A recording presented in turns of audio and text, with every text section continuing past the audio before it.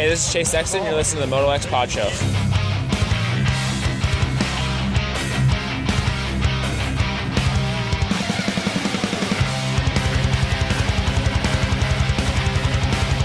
What's up, you guys? Jeremy McGrath here. You are listening to MotoXpod show.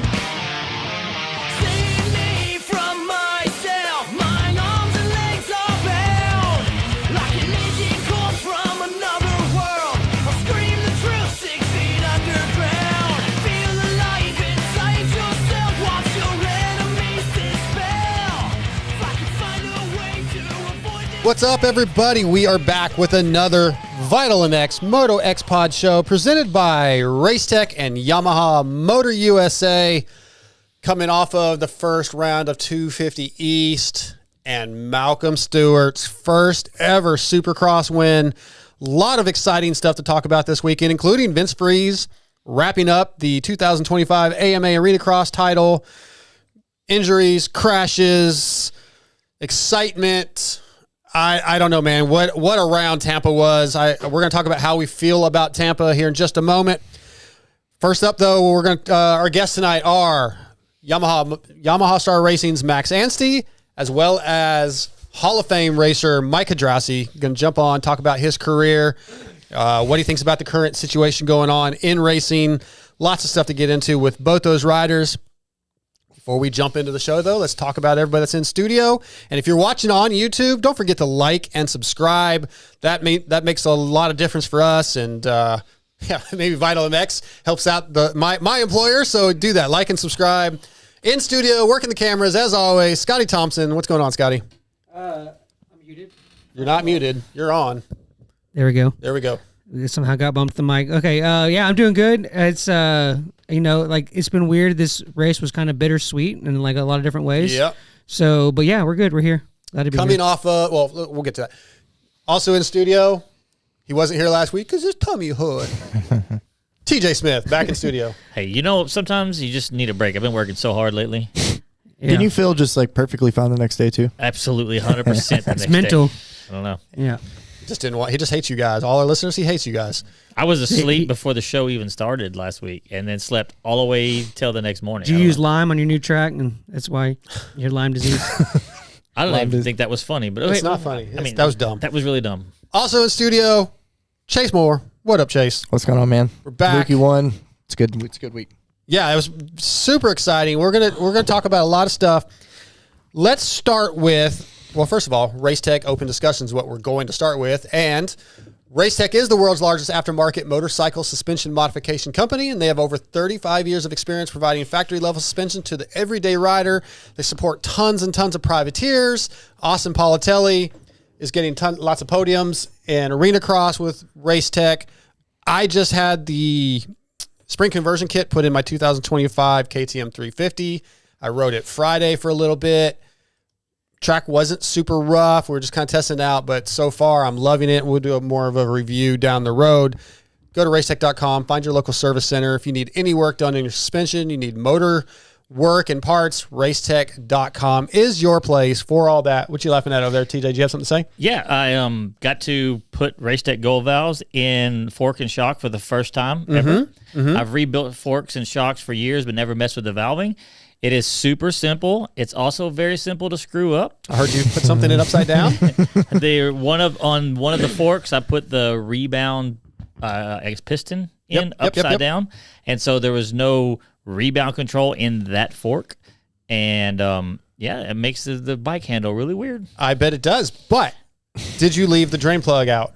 I did not leave. Good for you. Good for you. But I was able to pull it apart and fix it, and it was 100% on me. I was kind of in a hurry getting everything together so I could get that video made, and did not follow the instructions. And so, all right. But it was so nice to have such detailed instructions inside the box, because when I tore everything apart, it was instantly obvious where I screwed it up because of the level of diagrams and stuff they have in their stuff. So the gold valves are awesome.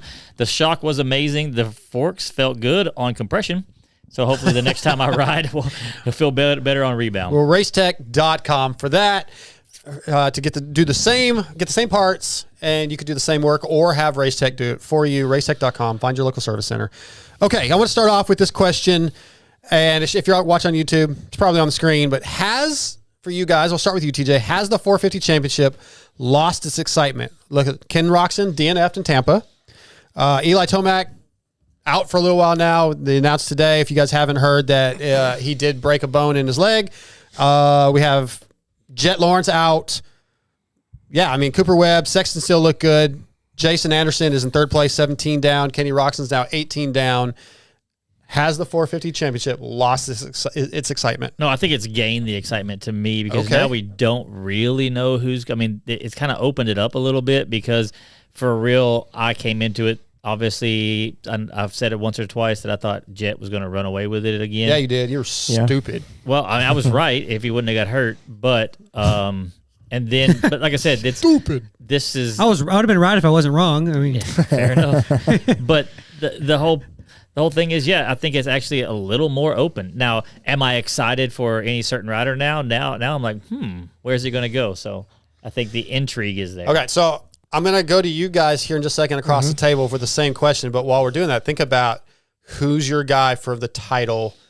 Sexton's probably the favorite, but let's kind of think about that. Who's going to challenge? Who's going to step up? But yeah, Scotty, has it lost its excitement, though, after all the craziness of Tampa? I would say that has it lost its excitement as a good championship? No. Has it lost the excitement that at the beginning, the first couple of rounds, it was like, oh my God, Eli's here, Chase is there, Kenny, Jet's gonna get there, and it was like, okay, Kenny was riding really good, and I really thought that we were going to see maybe some of the best top 3, top 4 championship battles we'd ever seen. So obviously, we're not going to get that.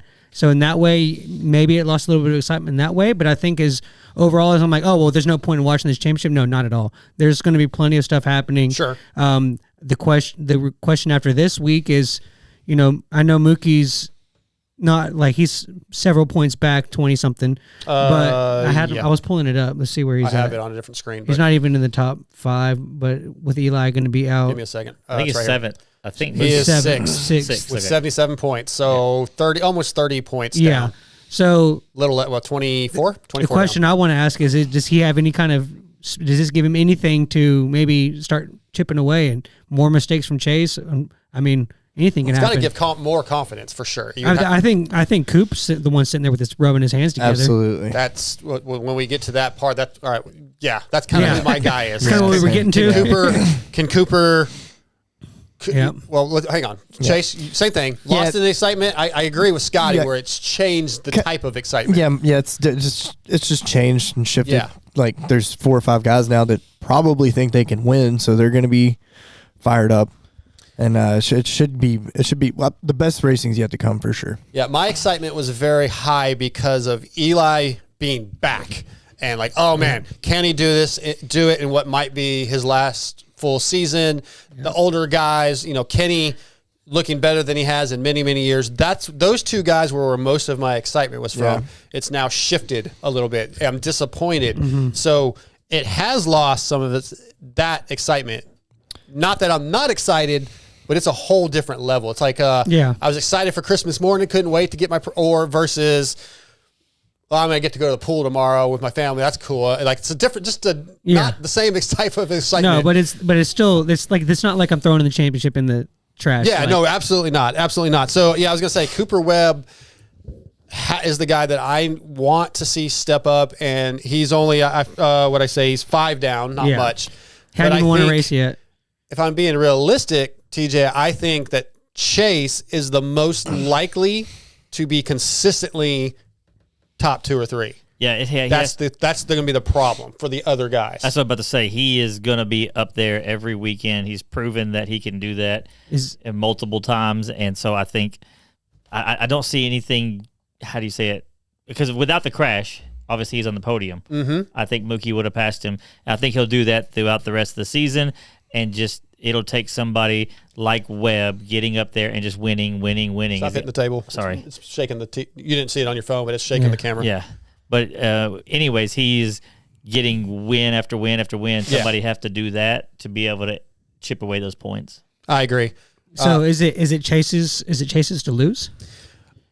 I'm going to say yes right now. I think it is. I mean, he does have the red plate. Still so early. Yeah. it's only 5 points, but when I look at what the guys have accomplished in their careers that are left, it's hard to not say Chase is the favorite, barring anything mistakes, or like if he does the old Chase thing, like starts washing the front or crashing in the whoops. If that, I don't think what happened in Tampa is going to be something that happens consistently. Like, it's not going to keep happening. I'd say you're right. It's his to lose, but Anderson has been more consistent than we've seen in a while. The 13th, I think he got it the second round. He was sick. Every other round, I think he's been on the podium. I think so. I think what opens this up is the fact that none of them are consistent starters. Yeah. Chase has gotten a lot better this year, though. Yeah. It's been. No, I'm talking about like opens it up for. But sure. Yeah. Yeah, Anderson's only 17 points back. You can't count him out as consistent as he's been. Yeah, so I guess that's our answer. Let us know, motoxpodshow@gmail.com, if you have any thoughts on that. We've got a bunch of emails from last week we'll get into. I do want to let you guys, if you're listening last week, I mentioned the Club MX opportunity to listen to their headsets, and Chase actually attempted to do that this weekend, and it didn't work, so I reached out to Mike Bonacci, and they realized after that first round in Glendale that there is a delay in the TV viewing. So people that would get the headsets were hearing things before they saw it. So they kind of shut the program down. They're going to try to make some adjustments and get it fixed and figure that out so that it does work properly for the viewer. So if you attempted to do that, it didn't charge Chase. It looked like it charged it, but it put the money back. So just give us some time. And if that's something you're interested in, we'll let you know when that's back up and running. Do you know why that there's a delay in live sports? For commercials? Something like for like the wardrobe malfunction that happened. There's always been like a delay Tape for delay, language or anything like that. Yeah, for sure. All right. Malcolm Stewart wins Tampa. I don't know. Certainly we had a contest coming into this week for a set of FXR gear. If anybody got the 450 podium and the 250 podium right, they got one set of gear. I didn't even need to look. Nobody picked Malcolm to win. So not one person. I did go look. Nobody even had him in their podium. Yeah. Well, he hadn't. But what a freaking awesome event! How exciting! I mean, this is. I'm kind of curious how you guys compare this to the Aaron Plessinger one last year. Like, I'm so excited for him. First set of brothers to ever win main events. First win, 107 starts, I think, something like that. Hometown. I mean, you guys heard all the interviews with him. Amazing. Yeah. Okay. Can I say this? Is it sure if you want to? Sure. What was more? Wait, no, I heard somebody sent me a text that I'm too nice. That was a topic of discussion on Pulp last night. So no, you can't. Well, I was just going to add in there out of the two because we've heard them talk about Plessinger or Mookie, but then add in Brayton's win at Daytona. That's a big one too. You know what I mean? I did listen to the review show, and I think Weeds brought that up. Oh, okay. I didn't hear that, but I'm just saying which out of those three is kind of what I was looking at. And it's got to be the Mookie. I think Brayton was more surprising. Well, yeah. Surprising? Yeah. I thought that's what you were doing. No, I was doing like not surprising for fan favorite. That's what I was going on. Not surprising. I think it was because before Mookie, he was always one that was expected to at least have one or two wins, and it hadn't happened, and then kind of that door had almost closed. And so I think that AP was still kind of in his window of time frame that it never got to, well, it's looking like it's never going to happen. Like with Mookie, it did, and Brayton's was just like a out of the blue thing. What Mookie did against this field was very impressive. He didn't just get a start and take off. He worked his way. He was like, I rewatched it. He was back there when he started. He was 10th after the first lap. Yeah, he was worse than that. And hang on, I got it right here. So let me look. Heat race, he was 10th to 3rd. Main event, 8th to 1st. It was just his night, and so that was. I think that would say that it's one of the most exciting ones I've seen. It was just a feel good moment. 100%. You got any thoughts on it? Oh, no. I mean, I did kind of call it, but I didn't call it that night. I said in the group chat, like right when that Tomac thing happened. I called it, man. If we're going to say that, then I was the only one that said Mookie had any kind of chance to do anything at the beginning before A1, and y'all were all saying that he was going to be the biggest disappointment. I sided with you. I did. I sided with you. Maybe I did say it. Y'all all three said that, Okay. I sided with you. We can go back. Okay, you sided with me? I 100% thought Mookie would be a disappointment, not in like he would just be in the back of the pack. You wouldn't hear nothing from him. So that was 100% on me. So we should get him on the show and I'll tell him. Well, we're going to have Max Anstie on in here in a little bit, and none of you guys put him on the podium other than me. So we'll make sure that Max knows that. That's fine. I'm sure you will. If you've been the other way. Am I allowed to ask my question from before the show that I said? I don't Sure, do it.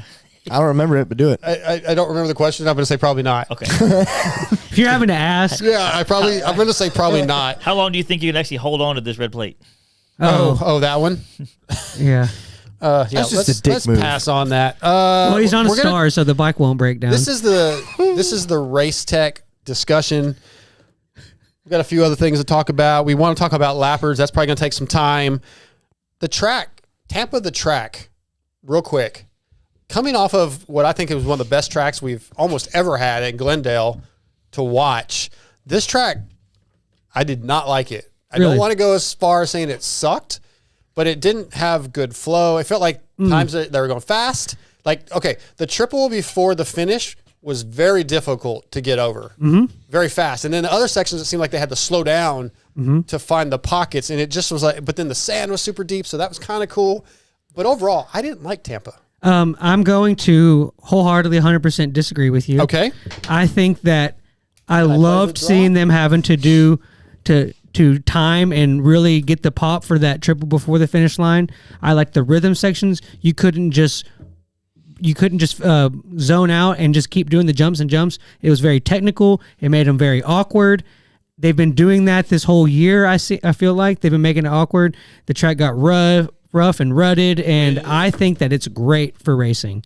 Okay, maybe you swayed me a little bit. It was great for racing. I mean, I don't like seeing a bunch of people get hurt. No, but I like injuries. Yeah. I like that that they're making them almost. You talked about this when you were doing your '93 thing about the Supercross season. That is true. How like awkward and like big the steep sort. That's kind of what they're doing a little bit, and it's crazy. The last couple of years, we've been wanting the dirt people to do something like this, and then they finally are, and everybody's like, "Oh, the track sucked." And it's like, you know what it is. Okay, you know what? Everybody listening? I was wrong. You know what it is. Now turn the camera to you, make sure you got it on film. I was wrong. Now the bikes have so much more power that when they get out of shape and stuff like that, they can still try it and go for something when they probably would have just backed off and stopped in the past.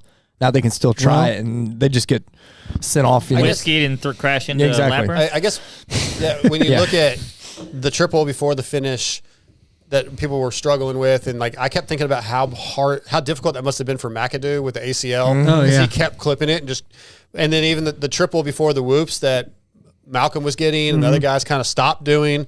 So yeah, maybe you're right. It did. I don't like seeing people get hurt, but what's funny is like I don't know that they were getting hurt because the track was difficult. It was just like Pierce clipped the tough block. Yeah, I thought the whoop sections were fixed. Whoop sections were fixed. You know, they made them 9 whoops so that this stuff wouldn't happen. And he hit a tough block. Not before he swapped and then hit a tough block. He got checked out and then hit a tough block and went down. Oh, okay. Yeah, he was in the middle of swapping when he clipped the tough block. That's where Chase crashed. So, all right. Again, Race Tech open discussion. I want to give a shout out to my guy Kyle Chisholm with 20 years and 172 starts. That's pretty impressive. That's impressive, but why are they making such a big deal out of his hometown race? It was just Oh, because it was hometown. Yeah, because he's the reason why I say it because that's just an odd number to celebrate. Oh yeah, just because he was at home and family. He rode out. This is going to be his last. Oh, sorry. I know. Sorry. He got to do opening ceremonies, and he had both his daughters on the bike, so it was just kind of a big. I get that. Yeah, they're just celebrating him. It's his last full season too. Yeah, but he might make ride a couple more. Yeah, but this is his last full season. They don't know what's going to happen. Fair enough. No, I get it now. Before we do lappers, let's talk about Vital MX Fantasy. VitalMX.com. Sign up for the fantasy game. You can get into the MotoXpod League. And tonight's Pro X Vital MX Fantasy Recap. Pro X is rooted in racing from motocross to off-road and supporting teams such as Ampro Yamaha, Pro Circuit Kawasaki, and SLR Honda. They've been supplying quality components for almost 50 years, from complex jobs like an engine rebuild to simple maintenance, including filters, chains, and sprockets. Pro X aims to bridge the gap between OE quality and affordability, and that's just what they do. Find Pro X at your local dealer or visit pro-x.com and search for parts for your bike. All right, so Craig93 won the MotoXpod League. He's doing well. I've seen his name up there a few times. Overall, I am 128th place, But for Tampa, I had 116 points, 126. I just cannot break inside of the top 100. I suck at our fantasy game. I suck at the Pulp fantasy game. I probably should stop playing. Yeah, it was bad all around. How'd you guys do? I said I got 98 points and didn't even have a team. Yeah, you did better than I did. Yeah, I picked somebody. Your team rolled over, right? My team rolled over. That's one of the cool things about the Vital MX game is it will do that. Only once. If I don't play next week, I don't get a team. Right. If I play next week, then the next one it would roll. We'll roll over. Yeah. Yes. How'd you do, Scotty? I only got 78 points. Wow, you. I didn't do that bad. Yeah, I thought I sucked. I had Hampshire. The tough block ruined that for me. I had Fortner. Okay. No, I didn't have Fortner. We're going through every rider. Even the ones you don't have. No, just the bad ones. I had RJ, Roxon, and Sexton wasn't as good as it could have been. So yeah, Roxon and RJ was 5 points. They both got me. Go to vitalmx.com and sign up. Play. There's weekly prizes. There's now a pro league where you can bet. I can't play that, but there's some different options. You can pay for like insider information. ML kind of updates some information, gives you some pick trends if you want to pay a few bucks for that. So yeah, vitalmx.com. Get in the MotoXpod league and talk some shit with us. We'll have a lot of fun with that. Yeah, we got about 10 minutes before we get Max on. So let's try to get into lappers. Obviously we saw points, huh? We saw what happened. What? You're not gonna ask Chase how he did? Sorry, man. Yeah, we're just running out of time. So. No, go ahead. No. What are your points? I had 89 points. I beat you too. And you had like your because you picked last week. Yeah, I had so you had West Coast. I had West Coast 250 riders guys. and still beat these guys. So how did that even happen? My 450 guys. Yeah, how did you? I thought you had to have 250. You have to have at least one. I don't know. Well, how would that have happened if you had East Coast or West Coast? That's why you have an asterisk. He didn't have very many riders that scored points. That's That's probably why he has that asterisk. I don't know. Show team. Let me see what my team was. Let's start getting into lappers. Yeah, for sure. In the main event, Ken Roczen trying to pass some lappers while battling with Cooper Webb. Clips. It was Tristan Lane's bike hit him. Was it? No, whose bike was it? Hand? Jeremy Hand. Yeah. Hits him and Jeremy Hand connect. He crashes. Yeah, pretty bad. Could have been hurt a lot worse than he was. He wasn't even really hurt. Tristan Lane's bike almost killed him. Instead, took his chain off, ruined his night. DNFs. I think Lane broke his hand or somebody. But the big topic really is what to do. There were a lot of lappers throughout Tampa. I watched that race back, and it was like, wow, there just seemed like they were just everywhere. So what are the options, right? In the press conference, Cooper Webb, Jason Anderson talked about it, and I think it was Cooper said something about like, look, I think they need to stop racing almost. Like when the blue flag's out, you cannot pass. But the problem with that, one problem with that, is after a certain point in races, the blue flag's out everywhere. Yeah, it compounds, and you just have to stop. At that point, if they're not allowed to pass anymore, then they need to just be pulled off. I do like the idea of if you're 2 laps down, you're out. Black flag, you're out. But Scotty and TJ, I know you got some thoughts on this, but what do you think, Scotty? I don't know what the right answer is. I don't know if there is a right answer. I think that you would have to start with some either position docking or finding, and see where that goes. I think that's really the only way. If you're going to try to fix something, if you're going to take positions away or fine or points, what's the line though? Like, how do you decide if you affect the race? But yeah, but okay, that's not necessarily fair either. Like if you pull all the way to the right, let's say, and you slow down. If you hit one of the riders that is lapping you, if it doesn't matter, it's like getting rear-ended. Sometimes it's not your fault. Or rear-ending somebody. Sometimes it's not your fault, and you still rear-end them, and it's your fault. Like if you hit a rider that is lapping you, it's your fault. But you're flipping that. Then that would mean like let's say in this situation, Kenny Roczen from behind hits the lapper, but whose fault was that? What's the rule in NASCAR? He got hit. That guy interfered with the race. He got in the race line, raceway. Yeah, it would. If this happened in like NASCAR or something, it would be or Indy or F1 line. Well, first off, there was like 400 lines in the sand. But second off, those guys, I mean, Cooper just went through them guys. Like those guys were holding their lines. Kenny got cross-rutted and jumped into him. Now, I'm not saying that the lappers have not screwed up and have not gotten out of the way before, but in this situation, everybody's making a big deal out of, Kenny jumped into him accidentally. Now, Kenny's pissed off at him because he didn't see it that way, but that doesn't matter. Kenny's never going to see it that way. Yeah, exactly. I liked Phil's point that Kenny has priority in that. Oh, so you're saying that if a guy's getting lapped and he's far out of the way, now not in this situation, out of the way, and the guy who's lapping him messes up and hits him. It's that circumstantial. Well, that's basically what happened. Okay, so but that's what you're asking where you draw the line but at. you can't have a set penalty. You have the line. You have the line where if you hit or interfere the race, where you however you want to define that, and then at that point it can go under review. But like you just said, every situation could be so different. So it's who makes very that hard choice? to have it's hard to have a Amen. set rule. It's also hard. Yeah, it's hard to enforce that when you're given the blue flag four corners before the leader gets up to you. They have to be better about their timing and placement of the blue flag. And those guys don't know if there's one guy behind them or six. Exactly. Like, and after a certain point, the blue flags are out everywhere. I mean, so do those guys just stop racing? So the race is over? Because I don't completely agree that with those like Jason Anderson, Phil, like, hey, we're the reason people have come to watch. Yes, you are the premier reason the fans come out. But without those other guys racing, we don't have much of a sport. So we have to let them race. So I saw in the pulp chat last night, somebody said, we have the leader lights. You could do some kind of blue light to where when the leaders or anybody that's on the lead lap comes up behind you, but within a proximity, it turns your blue light on. You move over. Oh, you're talking about on your handlebars? Yeah, something like that.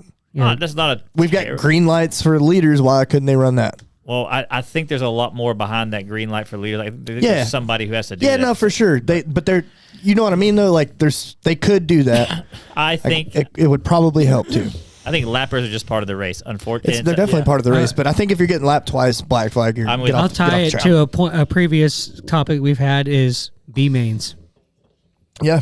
So what, you're saying only 10 guys to the main event? So we're going to start doing arena cross for Supercross? No, I have two mains. I have a B main, the 10th through 20th, and then the top main, 1st through 10th. So the main event is 10 riders. Yeah, be more. Look, it won't be lappers. Yeah, I don't like it. Lappers is part of racing.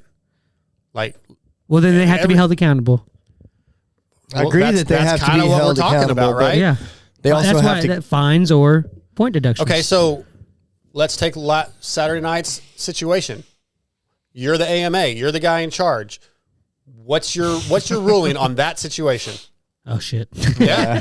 What are you going to do? I mean, whose fault was that? That's why I don't get paid for that. I would say. How do you determine whether he was racing? I would do the fine needs to have a range of whatever, if it's points or money, whatever the range is, and I would give Hand the lowest fine for not rolling that sand section and yielding to the leader. Well, and here's the worst part about it. If you look at the camera view that they showed on TV at first, it looked like it was Hand's fault. Like Hand screwed up. But then you look at the camera view from behind, like the one I showed y'all. Yeah, but if he had rolled that and not tried to jump it, it wouldn't have happened. He held his line. It doesn't matter whether he rolled or jumped. He held it. He was racing against his competitor, and he held his line. And Webb went through there. No problem. Kenny got swapped. You finish your point. But we got anyways, Max on. All right. Well, let's see what Max thinks. Yeah, we're talking about lappers. We'll get our first guest on in just a second. But tonight, our first guest of the night is brought to you by Yamaha Motor USA, who has a reputation for dominance, and it doesn't happen overnight. It's built over decades. The YZ story is over 50 years of iconic machines and groundbreaking innovations. Yamaha took the championship-winning bikes and made them even better because the best don't rest. Check them out at YamahaMotorsports.com or go to your local dealerships and just throw down some cash and buy you a Blue Crew. Tonight, Yamaha Motor USA brings us from Monster Energy, Yamaha Star Racing, Tampa 250E Supercross winner, Max Anstie. What's up, Max? Hi, what's up, you guys? Happy to be on. Happy to have you on. Happy to have you on. You know, we may need to talk about another podcast you did that stole you from us, but that's okay. He's a popular man. Yeah. So you listen, win, you get the Max, we were rights. talking about the lapper situation, obviously a hot topic this week specifically because of what happened with Kenny. A lot of lappers in Tampa. Do you have any thoughts on how that should be handled? Because the top guys like yourself, like Chase, like Kenny, they all think, well, those guys need to just move the hell over and not focus on their race anymore. Even Phil Nicoletti said, I guess last night that, like, you know, it's a couple $100. What does it matter? But to those guys, their race matters as much as your race matters. How would you handle the lapper situation if you were the AMA? Oh, wow, that's a deep question straight off the bat, geez. Yeah. I mean, luckily enough, in Tampa, with all the, luckily, unlucky. Obviously, it's a shitty situation, but we had the red flag, and the red flag, literally, like, as we got the first red flag, we were coming up on lappers, and then it bunched everyone up, and then I only lapped like 2 or 3 people by the end of the main once we'd restarted. So it was kind of a weird race in that sense, because the 250 class didn't really have lappers. Right. But then, of course, watching the 450 class, it was insane. But it's a tough track. It was a tough track, and the boys are going so fast. Like, I don't really know. I don't want to say the wrong thing. Sure. We don't know either. I've been on both sides of the fence. Like, for my short time that I did race a 450 when I very first came over, back again, in 2021, when I was on HCP Suzuki, and then the few rounds that I did on the KTM, the Rocky Mountain bike, in the 450 class, honestly, I was trying to go fast. I was battling just outside the top 10, or 11th, I think was my best at that time, or maybe a 10th or 11th. And still, I was just hoping that I didn't get lapped by the end of the main. Like it was okay. I wasn't as experienced as what I am now. Like, I was still figuring things out, but it was so intense and so hard. And yeah, guys like Eli and Kenny, and they're absolutely insane at what they do. So it's a really tricky situation, because of course you fill the gates, and the lappers are still having their race. I did like what I think Coop said it in the press conference. I was overhearing him say you shouldn't be able to make time or gain a position under the blue flag. I think that would, if there was a rule or something like that, and that could possibly be something really good. I mean, obviously it goes both ways. If you say you've had a bike malfunction or something, I mean, I've done it before. I straight up have done this before. Like, the leader comes through, you just tag on and you move through with them. Yes. So, I mean, I've seen all situations in my career, from over in GPs and in the States. Supercross is very tough, especially because the tracks are tight. It's tricky rhythm sections. It's hard, especially the sand section. That was tough. The whoops are tough. So I don't think you're ever going to get a fully around it. It is another part of the race that you have to, be ready for and able to adapt and accept. And I know all those guys do, and they are incredible. Fuck, it's just you're unlucky sometimes. Yep. It sucks. I don't know the answer. I don't know how I would handle it as the AMA. Luckily, I'm not the AMA, so I don't have to worry about that. Yeah. But if they make a rule change, then it is what it is. But Max said, I won. That's it. Yeah. It's tough. It's a very tough one, because you're never going to keep everyone happy, No, I don't think there is a good, right, quote unquote, answer. And the only issue I had with Cooper's thought process or his statement is, there's sometimes a point where the blue flag's out almost everywhere. So at that point, those guys can't race at all anymore almost.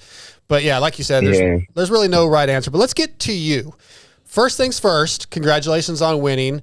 I will tell you, of the 4 of us in studio here, we do our picks every week for the next race. I was the only one that put you on the podium for Tampa. So these other guys here can F off. Hey, dude, there was like 9 people coming in. Give me some slack. He didn't have you to win though, Max. He said on the podium, not win. I had you third, but still, he was on my podium. Yeah. Hey, honestly though, go ahead. but honestly, you're right. Like, it was insane. Like, I saw all the stats coming in of how many race wins, or this was the winningest, year of with 9 guys or however many guys that had won races and this and that. And I literally was trying not to look. I was like, right, now I just need to focus on me. But it was insane. If you'd have told me a few years ago, I didn't even know, like, if you'd have told me this was a position that I was, even racing Tom Vial, RJ Hampshire, Levi Kitchen, these guys that met so many guys, Cameron McAdoo, only a few years ago, weirdly, I raced GPs, but I still looked at them and were like, man, those guys do things that I can't do on a bike on a supercross track. And now fast forward, here we are, and put in the work, and so no, it's. I don't hold anything against you for not picking me. Don't worry. Well, let's follow up with that. You just said how many race winners there were and how stacked, we use that term all the time, this 250 East was.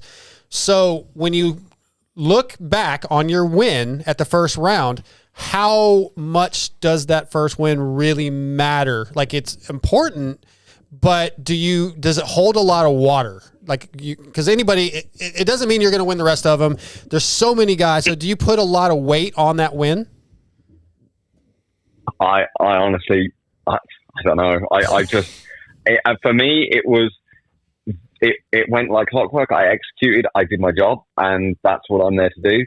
Now, do I expect that every weekend is going to go that way? No. I expect going into Detroit and the next round, the track's going to be different. We're going to have different conditions, and the guys are going to be stepping it up. It's all going to pan out differently, whatever. But I'm experienced enough to know that I'm here to race. I'm here to execute as well as I can and make the best of any situation. So, yeah, I've done the work, and it's crazy because I know that's a sort of cliche comment, but I really do feel like this Star Yamaha team has given me a platform and a base to have such a great off season. Again, cliche comment, but like, I feel just the training with Swanepoel and the crew that we've had with, even having Eli there in December and Cooper Webb and Justin Hood, guys that I look at and think, oh, that's where I still want to get to, even though I'm older than some of them. I still want to get to, the Hayden Degans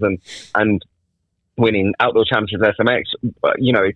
It's a great environment to be in, and even today we were doing all our motos back to work like normal. Nothing changes. We line up, we do our race, and we're getting ready for this next weekend. So I have never felt more ready and calm. So I mean, touch wood, it all goes smoothly, but these things never go smoothly. It's the way that it is. I was very, very pleased with how Tampa went, of course, but I just felt like I hit my marks and did my thing. So let's see what the future holds and see what these next few races hold. But yeah, it's just one thing at a time. That's all I'm focused on right now. Perfect. Yeah, Max, it was really cool seeing, you guys at one point being first, second, and third in the main, and you could show that the Star Yamaha team was really working hard to get you guys those starts and all that. And, this was the plan all along. It's like, well, he's earned the right to have a factory ride again. He's on Star now. Let's see what he can do. Their first couple of races in outdoors last year didn't necessarily go as planned. So maybe there might have been a little question in the offseason. You said you had a really good one. What was it like for all that to kind of culminate? And at any point, were you like, oh man, maybe the start bike isn't the answer, or did you stay the course the whole time? I think most people from the outside looking in are very short-sighted and maybe don't really see the whole picture. Mm-hmm. So to become a champion or to be great at anything, the whole puzzle has to be pieced together. That means you have to be comfortable with your bike, your team, you have to be fit, you have to be ready, but you also have to have everything at home, right? You have to be feeling good, this, that, and the other. Look at the 450 class. It's insanely gnarly, right? And now we've had things happen, guys are out, injured, weird things going on, this, that, and the other.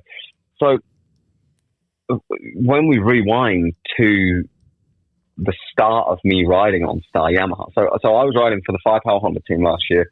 I raced Supercross. I was supposed to race the whole of World Supercross in Australia for them, and I had a great crew there. And Yuriv was a great boss, and we came to terms, and he let me start on the Yamaha early, with the whole goal, the whole plan was to just get bike time, get used to the bike, get used to the team, learn for this 2025 outdoors SMX, get some settings, do some testing. So I was racing and testing. Like, yeah, okay, the results aren't, you're like, oh, you just expect to go out and win or race Hayden Deegan. No, he'd had 3 years or however many years on this team to build that base. I was jumping in with 2 weeks. I rode Southwick, and I was like, right, okay, I thought we were all right. Now we need to do some testing. I was testing things. I was testing bars at races, like random things, like bar raises, like going up and down and back and different things. But I was doing it in the spotlight where you can look at the results and go, oh, that wasn't great. But I was actually, everything was preparation for this year. So then I went into the off season. I got to do a preseason race in Vancouver I did the Motocross Nations, again, another outdoor race with an outdoor style setup so that I could fine tune that going into Pala. And then it was full, since the Motocross Nations, we haven't done a single day of outdoor riding. It's all been on Supercross. So the thing is, like, let's say I would have started on the Yamaha in December or whatever, I would have 2 weeks to get used to outdoors. And then you cannot expect the results to go well in outdoors when you've got guys like RJ and Vial and the Cali guys that have been on the same bike for years, so you have settings. Whereas, so I had to learn fast, and that was the whole goal of it last year. It was all part of the process of being ready for this year's first round of Supercross. So I got to do Vancouver, again, do some testing, figure out what worked, what didn't in kind of Supercross, what I made mistakes on. Then we had a full off season of obviously, most people know the Star program is motos and very, pushy. We will ride together, but that way of riding, to be perfectly honest, in the beginning and before I signed for the team, I was nervous of that. I thought it was going to be too much, too not necessary, this and that and the other. But honestly, if you can handle it and look at it the right way, like look at it in a positive light, all it does is it highlights weaknesses that you would usually figure out at the races. So let's say you're struggling with something, you get to figure it out, and you know that if it comes up in the practice track, it's going to come up more at the race day. So you're like, okay, right, I need to start working on this. It doesn't. It's not just a hunky dory off season where every day you're the fastest because you're riding on your own and you're feeling great doing scrubs and whips. But you get to the first round, you're like, oh my god, what's just happened? I've got my doors blown off. Yeah. No, like you have good days, you have bad days at the track, and you learn to deal with it. It's like the season. You have good days, and you have bad days, but it doesn't change your mindset. You're just stable, level, get to work, you do your job, and go racing. Yeah, I had 4 Insta bangers this offseason. Why am I not winning? Yeah. So the last couple of years, last year you had the red plate for a while.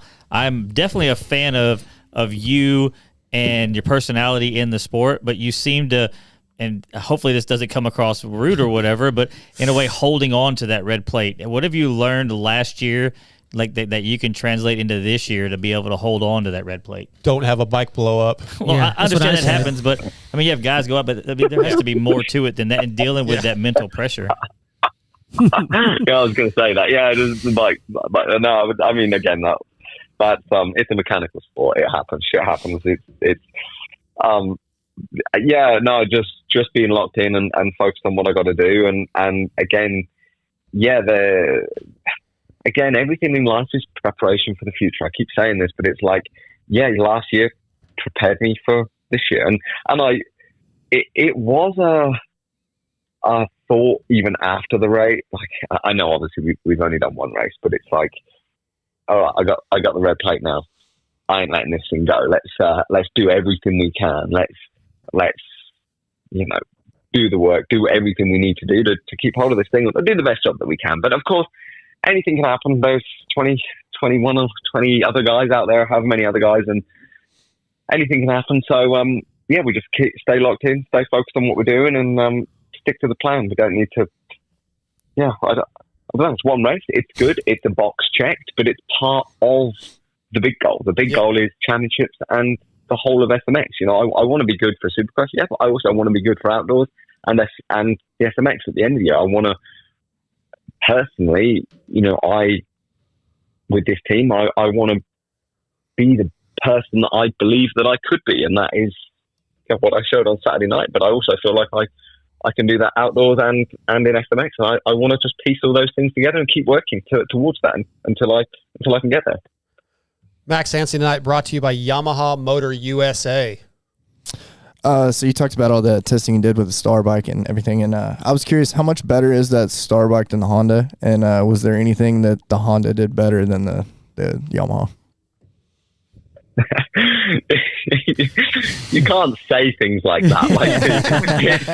It's like you read, and the whole Firepower Honda crew, they worked so hard. Like, honestly, there was four people in their workshop, and they're all here at MTF down the road, and they did everything they possibly could to provide me with a bike that was capable of competing with those guys. And we won the World Supercross Championship.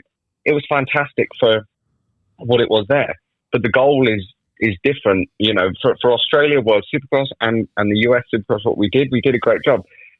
You know, for me, I wanted to be able to have a good fight for the outdoor championships and the full SMX championship, and that's where Star, you know, obviously has the bike and the platform for that. That at the time, I mean, still that team, the Honda didn't have that moving forward into outdoors. We didn't have outdoor stuff. It was more of a Supercross.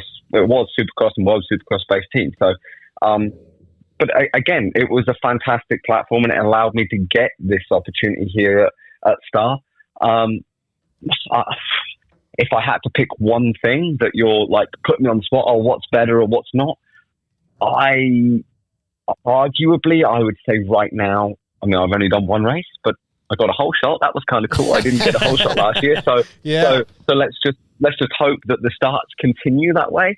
Again, I've done a lot of work on starts, and my starts feel really good. So if there was any area that I wanted to improve, it was the starts, and you know, with the resources and the amount of, the resources, the budget, everything that Star has, they've created an incredible package, of course, you know, to go racing on. But not just for me. You know, Firepower was just me last year. I was the only guy, and being on the 450, but I was the only one on the 250. But of course, like, I've got a fantastic group of teammates that are all incredible athletes and as well and capable of getting on the podium and doing what me and Dax did at the weekend. So it's just different. It's just completely, it's just different. Okay. Let me ask you this. And I know you talked about the Pierce Brown situation in the press conference and on Steve's show last night. So I don't want to ask about that, but what I want to ask about is you were involved with 2 red flags Saturday night, heat race and main event. How do you deal with high intensity to calm during the red flag, right back to high intensity? It's got to be a little bit of a mental preparation during that calm time. Like, okay, I got to get fired back up. I got to get my heart rate back up. That's tough. And that's because this just popped into my head. But World Supercross, honestly, World Supercross was a perfect prep for that, because the first year I did it, I think it was the first year, or maybe the first year, it was, you had 3 mains back to back, and you had 4 minutes in between each main. So it was so intense and like weird. You literally had to just, you won every race as well was for points. So you had to treat each race like its own, and it was, you just had to refocus and go again, refocus and go again. So World Supercross, in a weird way, I guess, might have helped. Also, our training that we do, like, I'm not saying that we prepare for that, but there has been certain programs that we've had to do that have been like, I can't even, if it was like 3 6-lappers or 3 8-lappers, but with like little breaks, like 2-minute breaks or something like that. It might have been less laps or more laps, but anyway, we've had some sessions like that with just a few minute break, just for that kind of intensity, and also mixing it up, like different lines and things like that. So I guess it's the same for everyone. I felt pretty calm in that situation. Of course, I got to kind of practice running the heat race because they got red flags. So then for the main, I kind of knew, right, I need to make sure that second turn I'm round that second turn all right, because we saw in the heat race, obviously, Mumford went into Pierce in there, and I got all hairy in the second turn. I was like, try not to do that in the main event. But luckily, I had Dax behind me, so me and Dax we were locking in, just doing our laps and doing our thing. A few more things for you. You also mentioned on Pulp, I had to listen to the interview to try to not to copy the same questions as that butthole Steve. But you mentioned when Eli was there and how aggressive he was at the goat farm and that you got roosted, and you brought up Barsha. Yeah. And I want to know, when you ride with guys like that ride a little different than you ride, or a Deegan or whoever, like how much of that you take and you can kind of learn from and add into your repertoire. And also, if riding with guys like that made you uncomfortable at first. Yeah, no, it definitely made me uncomfortable.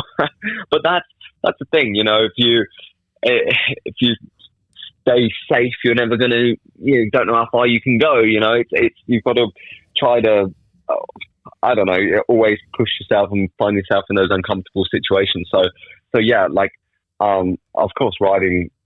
I'm pretty sure everyone would find riding with Justin Barsha or Eli Tomac pretty uncomfortable. Those two of the gnarliest dudes on the track, and yeah, but of course, I've also got things to learn from them, especially with Barsha. Like I wanted to. So my idea with that, we were both kind of training at MTF, or he was around at the same time that I was there, and I wanted to get better at passing, like straight up, just like not even get better. I just felt like I was very respectful in the 250 class. They're a little bit more like wild, and they just take, if there's a little gap, they take it. Whereas in the 450 class, people are generally more, they know when to show a wheel or when not to, when to back out of it or whatever. So I was like, right, I want to learn a little bit of that. And we did a few motors. I went to his track one time, and I mean, he blew my doors off.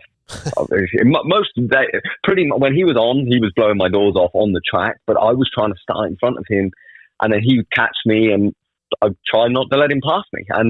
And it was a thing to try to learn. I was like, right, if I can handle the pressure of Bam Bam behind me, then I can handle the pressure of, I don't know, Cameron McAdoo or whoever it is. Yeah. Like I was like, I can handle that now. Like it's not, and then yeah, riding with Eli, obviously there's things that he does, just his intensity straight away, like learning those things, not learning, but I guess just picking up on those things and thinking, right, okay, that is possible. Like seeing what is possible, and just how I was very impressed with Eli. While I think about it, how he would come out of the shop. So we would all have a time to go and do our motor, and we'd do a sight lap. And on the sight lap, he would really, really push, like get himself really fired up and going on the sight lap. And I was very impressed with that, because then his first laps in the moto were just phenomenal. But yet it was easy to come out of the shop. You feel a little tired. You're like, oh, you go and roll around for a bit, and then you start your moto, and it's intense, obviously, but like you clip a couple things. You don't get it as clean as that. And I was quite impressed at how he came out every single day, and it was business. It was work. He was firing on all cylinders every single time his wheels touched the track, and it was very impressive to see him to be around. So I don't know. It goes back to the whole, surround yourself with good people, or you that elevates you. And yeah, that's something that my whole life I've always been like, yeah, I'd love to be around those guys, but I've never been able to. I've never been in the opportunity to, and now I am. It's like I really appreciate it and feel grateful for the opportunity that I have to be just in the presence of that, to learn, to be better, and to try to better myself, and yeah, get race wins myself. I love that. It's funny. It sounds like you kind of implemented Lewis's, if you can dodge a ball, you can dodge a wrench thing. He always says. Lewis says that? About what, like, just dodge a ball. If I can survive Barsha T-boning me, I can handle the 250Es. Sure. What was his new saying? His what? His new saying. The sky. If you try to fly, maybe if you try to fly, maybe you'll touch the sky. And it's safe where you are, but safe only gets you so far. That's the other one. Guru. Guru Lewis has been saying. Yeah. Well, Max, you've been talking about all the things you've learned and learning from other people, and testing and all that, doing the right things, and you've been around the sport for a long time, and And it's really cool to see that you're still willing to learn and push the envelope and try different things. Do you feel like you always had that mentality, or do you think that, when you're a teenager, you're full of piss and vinegar kind of thing, and you think you know everything? Did that change for you at some point, and maybe why you're having success you're having now? I've always had it, but I have to say, and I guess I realized it, but I was trying to be naive to it, and I was trying to not think about it too much. But the years that I raced GPs, MXGP, like, my goal at the time was to win a world title. And I know I got third, I was 50 something points out, I won a lot of races, but I found myself weirdly, like literally all the time, thinking about Supercross, wanting to be in America, wanting to hit whoops, wanting to any track that I would go to that had like a little, like tiny little Supercross, arena cross style track. I'd always, at the end of the day, go and play on the Supercross track and be like, God, imagine if one day I could go and race in America. And do like, it felt so far away at that time because I was so wrapped up in GPs, and that was where I was making money. That was where my focus was. Even to the fact that when I rode Factory Husky, I tried to do Bercy. I really, really wanted to do Bercy one year, but it was no. The goal is a world championship. You don't want to get hurt. That's stupid. You don't want to ride Supercross. And I loved it. And like, I loved GPs and I loved outdoors there, but I kind of got to a point where I knew what to expect. Like I could probably, I keep notes of everything. I could go back to Czech Republic in Lockett and I know exactly how the turn at the top of the hill is going to be, what the ruts are going to be like. Like it's exactly the same, and it doesn't really excite me as much as every single day that I get to learn how to be better on a Supercross track. Like I think about how I can hit the whoops faster, how I can wheel tap something better, how I can go through the rhythm better, how I can go around the turns better. But also the same with the US outdoors. Like it's good fun. Like I don't know. I just enjoy it, and also it makes it a lot nicer when you're on a great team and a great bike.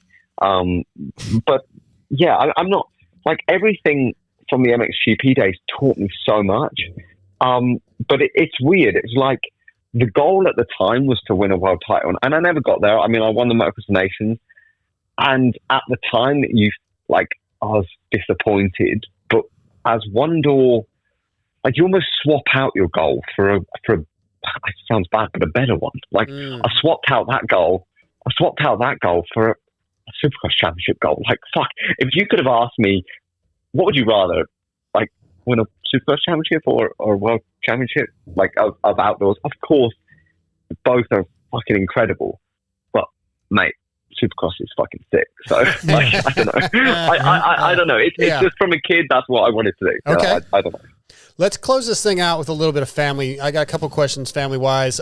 You said, I think it was after fastest qualifier, that your son was like a fan of Hunter, Lightning McQueen, and you wanted to become his favorite rider. Basically, you won Saturday night. Are you back at the top of the list for your son? Oh yeah, I'm back at the top of the list. He was showing the lady comes around, the other babysitter that comes around to like teach him some stuff and this and that here and there, and he was showing her the trophy, and she goes, "Oh, did you get that?" And he goes, "No, my daddy did." That's awesome. I love it. That's what we like. All right, it keeps everything in perspective.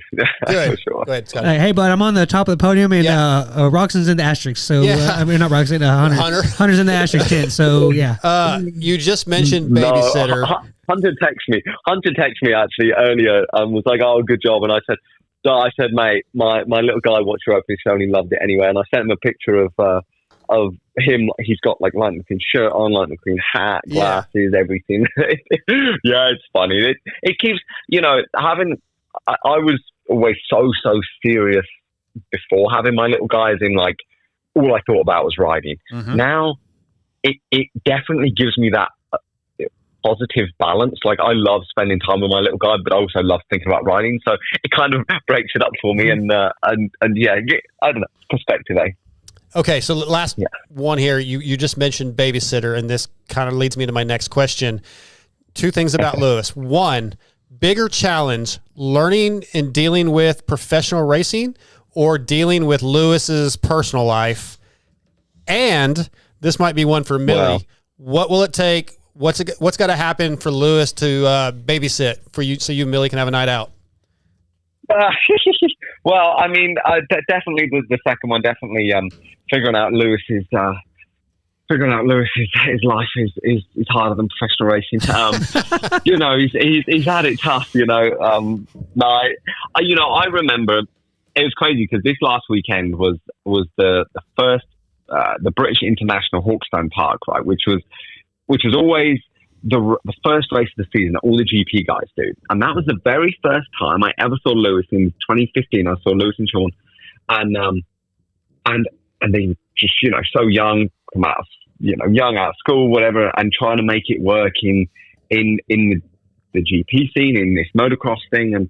And I just remember, you know, even looking back at myself back then, like seeing this dream of where we are right now, like living in America and doing what we do, what he does at the top of his game, you know, being here in the States and myself, it's different because I'm racing but Lewis is also, it's the same thing, you know, it's hard to get out of the Europe and that sort of level and to level up and be out here. So yeah, no, I can't remember the second part of the question, but definitely Lewis's life is tough.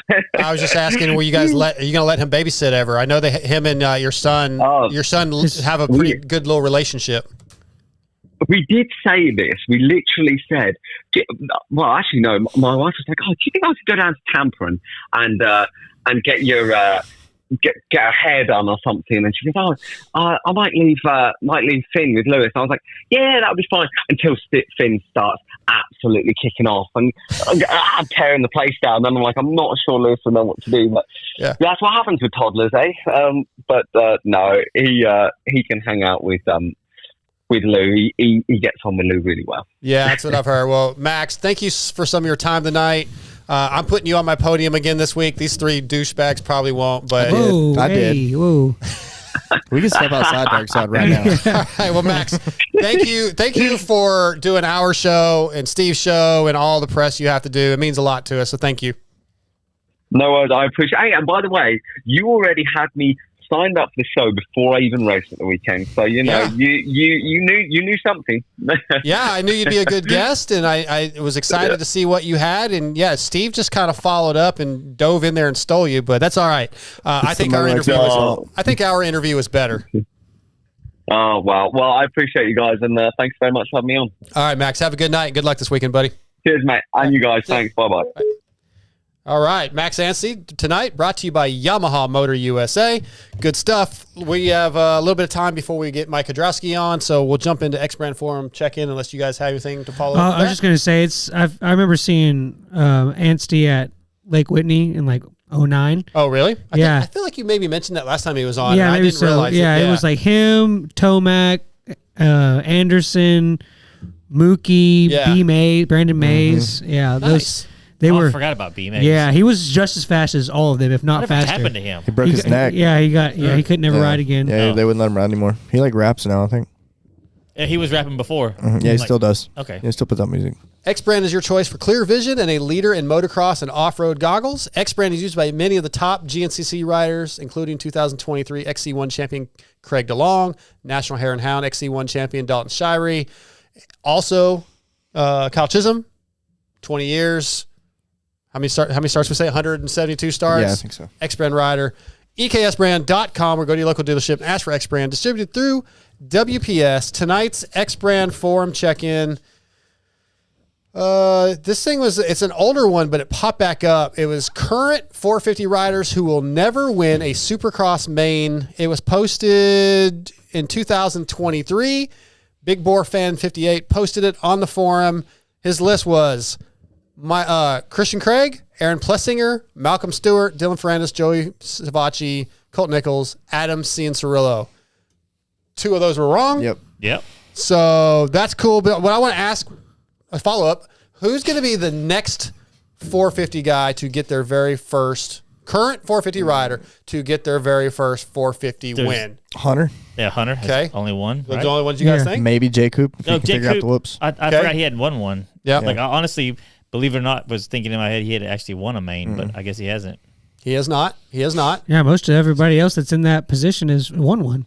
Yeah, I think those are the two guys. That's who I wrote down. Those are the I two wrote guys like that are Dylan capable. Ferrandis, but I don't really think it's going to happen at this point. Yeah, I mean, he'd But be if on the he list. did, I wouldn't be like, my head wouldn't. Yeah, it wouldn't surprise me, I don't but know. I don't. At this point, it kind of would. In this, surprise me. Justin in Hill. In the bike situation he's in. Yeah, and Justin Hill would be a surprise, but again, not like. No chance. That would be a surprise. It's going to be a huge surprise. Yeah, all right. I didn't want to. Well, You're right. You're That's right. definitely more of a surprise than Ferrandis winning Hayden Deegan. on a 250. That's less surprising. I'm not even going to say what that text says. All right. That's the X-Brand Forum check-in. Evans Coolant emails. Evans waterless coolant protects your engine because it always stays liquid. Steam inside the engine creates hot spots and detonation, but with Evans, this metal is always liquid cooled. Used by HRC Honda, Factory Beta USA, and Pro Factory Yamaha, and many others. Regardless of the sponsorship, Evans is in the bikes on the podium. Let me pull these up real fast. We're going to go through a couple of these. Let's see here. That was a quick check-in. Yeah. I mean, did you have? Wait, No, I was just saying. Move on. Wasn't he saying who wouldn't win a race? Yeah. And we did. His who was would who win? wouldn't, but then I wanted to turn that into who will. Okay. I just used that as a catalyst you. to see. Yeah. I thought I was gonna have to be a dick there for a second. No. All right. That's just how you live your life. Yeah. No kidding. Jeez, what a dick. This is where you want to be when Jesus comes back. Yep. Let's see. This one is for our pick one. Who? Okay. This one comes from Kiedrowski. It doesn't have his full name. But anyway, this is based off last week, our topic about robes and slippers. This is first, thank you for all your podcasts on this channel. I've been listening for 2 years now after hearing about you guys from the Title 24 podcast, which I didn't know those guys talked about us. They watch us all the time. And as an older racer from the 80s, racing three-wheelers in South Dakota in motocross, supercross, flat track, and ice racing, your pod is great. And I really laugh when you race a four-wheeler with RV and another guy. That'd be David Bradshaw. And we have a sauna, and my wife and I always wear robes and slippers out to our sauna every time, and a coat also when it gets cold, and I don't think anything of it. Well, that would be fine. So that's based off. You're normal. I brought up. You're insane. Like Crocs, I would never wear a robe or slippers. But hold on. Would you, let's just say you had a sauna and they're outside. Yep. Don't you go into saunas like pretty much with no clothes on? I just wear my boxers. Yeah, or a bathing suit if I ice bath first. Like on a night like tonight where it's like 50 degrees outside, put a robe and slippers to walk out there. I'd probably just run out there. Dark Side's like, He lives in a can neighborhood. I gotta. His girl's like, hey, I gotta check in the mail. Can you go to the mailbox and get it? Oh, okay, hold on. I gotta do my hair. I gotta put on my Vans. I gotta walk out to the mailbox. I go out in, I don't know what you're talking shorts about. and tennis shoes. But if you were going out there to like, I could see like a robe and it's cool, then because the sauna's hot, right? Like, I know it sounds dumb to ask that. I'm just making sure I'm talking about the right thing. Yeah. I could see where I'm even talking about just like if you're in a hotel room and like there's robe and slippers. Like I'm not wearing a robe and slippers. I'm not putting a robe and slippers on like 60 dudes who had their. Well, no, I'm personally not wearing a robe. I don't have one. I thought that was like the rag to. Robes are awesome. It's like what it feels walking around. So, all right. Well, we talked about this last week, but then I will next time. I don't have a robe, but I would wear one. Michael Jarasco responded to the Crocs and slippers email also. Sorry, with the cigar. Yeah. Go ahead. Hey, man, I'm a little behind on podcast. I was listening to your one from the February 4th tonight. I'm with you on the no Croc slippers. What about Hey Dudes? Personally, unless I'm biking a GNCC course, I'm in boots. I'll do the Hey Dudes every once in a while, but for day-to-day, I'm out. I wear Crocs. There's no way I'm wearing Hey Dudes. I know so many people. I would wear Hey Dudes before I'd wear Crocs. I would too, but I won't wear either one of them. Yeah, I don't want to wear. So comfortable. Yeah. I'll give you that. They're comfortable. Yeah, I'm just not wearing them. I don't know if I could. But I wear my Air Force Ones everywhere, so. All right. I like Air Force Ones. That's you it. just wear the black. You buy them used. That's my problem. You buy them. You buy them off. Yes, you bought them off the internet used. I always buy them on eBay. It's Yeah, like dude. way cheap, like $30 or $40 for a pair of. For $70 shoes. thing He's is- saving No, $30. they're like $120. Yeah, they're bucks. expensive. Not the cheap black ones. No, they are. The They ones are. I buy are $120 new. I can get them on eBay. I can get them on eBay. Nobody cares. Dark Side's getting mad. We're talking on a talk show. Oh my Hold on, God. let him move on. I'm not mad that you were talking. Just we got a lot of stuff to still get to. Let's so go. I'm just- Yeah, well, yeah. What are we- Long We're show, not talking bro. about his cheap ass shoes. Long show. Go ahead. That was what the people wanted to talk about, but yeah, it's okay. Move on. They don't care about his. They stupid do Air not What the Force care. Ones. comment was. Was what the topic was. It wasn't about his Air Force Ones and how much Oh, they well, cost. that's we digressed. Phil Smeltzer said every time I see Malcolm on TV with those dreadlocks slapping, I think of the Predator. Yeah, I do too. Everybody does. Yeah, I do Okay. too. Then he said Webb, he's like a leech. Once he gets a taste, he's going to suck the life out of you. Okay, interesting. Don't know Hey, where that I came will, from. Sounds I gay. will say that like I think of John Williams now every time I see Webb has webbed like this whole season. Like he's just right under the spotlight, just consistently being there, Yeah. not where he wanted to be coming into the first round, and then here he is, 5 points back. Is he chunkier than normal? He's always kind of like that. Webb, he looks No, he's more- down. His face he's looks down. skinny. Yeah, he's down. He's trim. I mean, Okay. yeah, he's Fight- no, he's trim. fighting. He's Maybe it's fighting the weight. gear. Yeah, it might be his Toy. chest protector. Toy like a toy gun. Yeah. All right. Okay, Kyle Joyner says, got to weigh in on the Kenny Lapper crash situation. We talked about this a minute ago. Run through this real quick. I'm out on placing Start the that blame. again. It's an email, man. It's I know, email I'm saying, segment. I'm like, yeah, we, let's won't, we don't start have to that respond. again. We'll just hear what the listener thinks. I'm out on placing the blame for that particular situation on the lappers. The fact is he caught lappers in a deep sand section that most riders were struggling in and tried to launch the double in a very tight window between two lappers, and it went exactly how he should have expected it to go. In a perfect world, sure, the lappers would all just part ways and ride a perfectly straight line through a nasty rutted sand section, but you got to make your racing decisions based on what actually happens and be more aware of that. He went on a little farther, but we get his point, right? Yeah. Yep. So, okay. This is one from last week I saved for you to be in studio. What is a Air Force habit that you have or you could have that would make your chick leave you? I don't know. I do some stupid. Yeah. Like if she honestly, if Kathy hasn't left you now, she ain't leaving. Oh, no way. She has like the greatest life ever. No, I feel super sorry for her, but she just doesn't know any better because she was like 12 when you got Not together. 12. Whoa. She was 17. And How old were you? I was 18. 18. Okay, that's fine. Yeah. And Jail. Texas. It's Texas. Jail. Jail. No, but habit that maybe flirting with other chicks. Okay. That's a what- good one. Yeah. Yeah. That could do it. Yeah. And do you guys have any habits? Like, okay, what's a habit? Let's Wait, habits that I have? I don't flirt What's with a chicks. what's a habit that you guys have that That wouldn't is be a habit. is borderline with that your chick's putting up with? Do you have any? I just tell her to shut up all the time. I mean, She doesn't like that I smoke. moto. My life kind of revolves around moto. So Yeah, well, you don't even. Yeah, you don't really have a steady chick, right? That's probably why. that's- Yeah. That could be a habit though Yeah. that maybe a chick wouldn't be into. I guess. yeah. I'm having fun. Promise you. Yeah. I don't know about that because like if you have a habit that's something that you do regularly Mm-hmm. and the chick you have that's with you that would leave you because of it, Yeah. she's probably Yeah, it's not She's the probably one. not the one for you. I think at this point I've been with of over 4 years, and it's like now the quirky weird stuff that we do makes it like more fun. It gives us something to either joke about, or you see him doing something and it's like you just think it's cute or weird or not weird, just like you like it at that point. Like you like that they're open in front of you and weird. I guess I don't know. I don't think that. I mean, Kathy has habits that I don't like. Sure. And I'm sure that I have habits that she doesn't Yeah. like. I know she did. I know you do. I know you. that's a fact. Stamp it. But she seems to be okay with it. So Yeah. no problems that like it's a regular complaint or anything like that. I'd have Oh, to- I get a lot of regular complaints. Okay, well, give us one of those. That I'm an Give us- asshole. That Yeah. Yeah. I'm constant. I mean, I kind of run the house as like not authoritarian, but like this is how it's going to be. I'll listen to what you say, but probably not going to change my mind. But It's not a habit though. These aren't habits though. that's what I'm saying. Yeah. Yeah. I don't know. All right. Well, I'm gonna get the next guest She on. smokes cigarettes, and I'm going to punch her right in the throat for it. Easy. Jeez. She smokes with cigarettes. All right. All right. Our Anything next else? guest of the night is on the line. He's going to be brought to you tonight by Guts Racing. Andy Gregg and the Guts Racing crew continue to provide the best seats and foam available. If you want the same seats used by Rockstar Husqvarna, won the main event this week, Hep Suzuki, and many more, then you need Guts Racing. They have numerous color possibilities, staple or Velcro installation options, wing seats, and the best foam in the business with the Phantom Ultralight Seat Foam. Don't forget they have complete seats for the Talari and Super 73 and covers for the Suron and Segway, and they strive to ship orders within 36 business hours. Visit gutsracing.com, and we now have a 20% off discount code. That's VitalMX to save.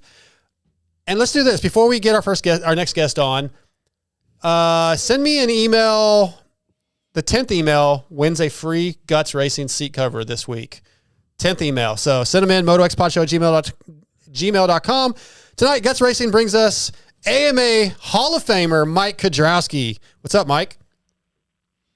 How you doing? We're doing good, man. We're doing good. We got a studio full of guys here. Excited to talk to you. Man, there's a lot of stuff to get into. I want to start with this. I was going back, looking at some of your points and your results. I want to know which title was the most difficult to lose. 88, 125 Supercross, you lost by 7 to Chicken. 89, 125 Supercross East, you lost by 1 freaking point to Damon. Or the 90, 125 MX title that you lost to Cooper by 1 point. Those are some close title hunts. I know. 1 point. It could be just falling in the first turn, right? Yeah. not getting passing one guy. Probably my worst one was to Cooper. Okay, why? In 90. Because it came down to the last lap at Unadilla, and he was like in 7th or 6th, and I was leading, and I came by. I think the white flag was out, or maybe 2 laps to go, and my mechanic goes, "You're the champ," or something. And I came by the last lap, and he said, well, I can't even say that on the radio. You can't. You can say, this is a podcast. You can say whatever you want. Yeah, he said, "Fuck it," and I went by. And I'm like, what does that mean? And then I'm kind of looking around the track, like, where's Cooper at? And then I see, he's already the way up to 4th or 3rd, and I'm like, oh. So, some Suzuki guys let him by, and I think some Cowie guys did too. So, oh no. That kind of was a bad one. But I came from a long ways back once Bale got hurt and all that and stuff. So it was a good race for me, but just didn't work out. But that was a hard one to swallow. I was listening to one of your old Whiskey Throttle. Didn't they? They gave you a bunch of parts after Bale got hurt, right? And the bike was a lot better. Oh yeah, yeah. They came to my hotel and gave my mechanic a cylinder, carburetor, reeds, all this stuff ahead. And they said, put this on Mike's bike next weekend. And he called me in the hotel room. He goes, "Hey, I just got some parts to put on your bike." I'm all, "Oh, really? What'd you get?" And he told me, I'm like, the next weekend, my bike was a rocket ship. The good old days. Like, that's the good old days. Yeah, I just come to your hotel. I went out to practice the next week, and I'm like, whoa, okay, we're going to win some races now. That's crazy. That's awesome. Well, just so you know, I reached out to Damon. I wanted to ask his thoughts on you in that season, and this is his response. He said, "That year was kind of a blur to me. I did a fair amount of winning that year, but I also did a lot of crashing, which obviously helped Mike out." This is not the 90. This is 89. Which obviously helped Mike out a lot. He said, he gave the laughing emoji. And to be honest, the first thing that came to mind when you sent this to me was losing the outdoor championship to him by a couple of points because I wanted them both that year and he interfered. Mike was always fun to race with, reminded me a lot of racing with Stanton. That's pretty good high praise right there, to be reminded of Jeff Stanton. Yeah, and I like racing with Stanton too. I mean, we had a line and, we didn't cross it, but we were shoulder to shoulder in turns and this and that. And it wasn't just clean you out in the turn and look back and say, yep, take that. So it was good old fashioned racing. It was, I talked to you for the first time, a couple months ago, recapping the 93 season. We were talking about how racing's different. The tracks were different and you guys were doing Supercross and outdoors at the same time and 2 strokes, all the things that were different back, better in the 90s. But when you compare what you did then to what you're seeing now, what do you feel is the biggest difference? Is it equipment? Is it the types of tracks? Is it the training? What do you see that's different the most? So me personally is, back in the day, like say when I was on a 125, for us to do the triple was you had to come out of the turn, you had to come out in second, shift to third, and hit that triple wide open. If you had any moisture or wheel spin, it was like you better back out because you're going to case it really bad. It was everything to get over it. And then nowadays, on the 250s, they're almost equivalent to a 450 horsepower wise, and they're getting over all this stuff. But the speeds are much, much higher now.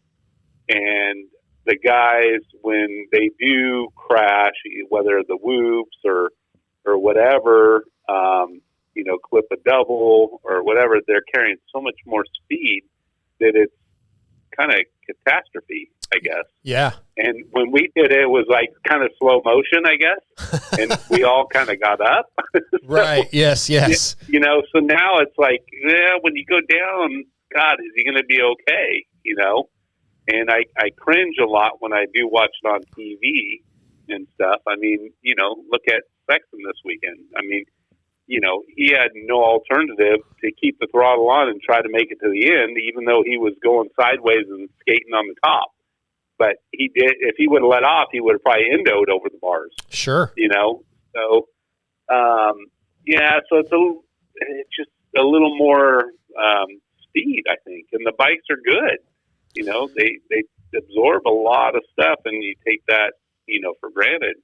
But when you do get off, it's going to be big. Yeah, it's kind of funny. You just talked about getting parts, for when you for your bike, and now with the bikes, even the worst, quote unquote, worst of the bikes that these guys are racing are still so capable. Just stock form, they're so freaking good. Now, yeah, the factory bikes are better, but I think how close the worst bike is to the best bike has narrowed a lot. Yeah, there you go. It's like, now in football, when the quarterback throws a pass, he has a foot to throw it in that window, where it used to be 3 or 4 feet. It's kind of like when I was racing, we had 3 or 4 feet. Now you got a foot of clearance. It's really tightened up, and the racing's tightened up, and all that. So it's just the way everything's elevated, evolved. Yeah, Mike, it's crazy how how that evolution has changed, but then yet history almost repeats itself in a sense that what we were obviously the last couple of weeks this has changed with injuries and stuff, but we're kind of in that very similar eras that you guys were in the late 80s, early 90s, where one of 7 guys could win any weekend, and then this rookie came in and kind of changed the game, and it's crazy how we're almost seeing that again now. It's like, yes, everything has changed, but it's still almost a very similar scenario that we're in. It is. You're referring to McGrath, right? Yeah. We gave it away. Yeah. But it is that. I mean, Lawrence came in and reinvented it, or way faster, or whatever. So it's. I watch it every weekend. I follow Vital MX every weekend, every day. I look on stuff. You guys do a really good job. Thank you. It's very to the point and real. There's no lying. It's pretty much everything's true.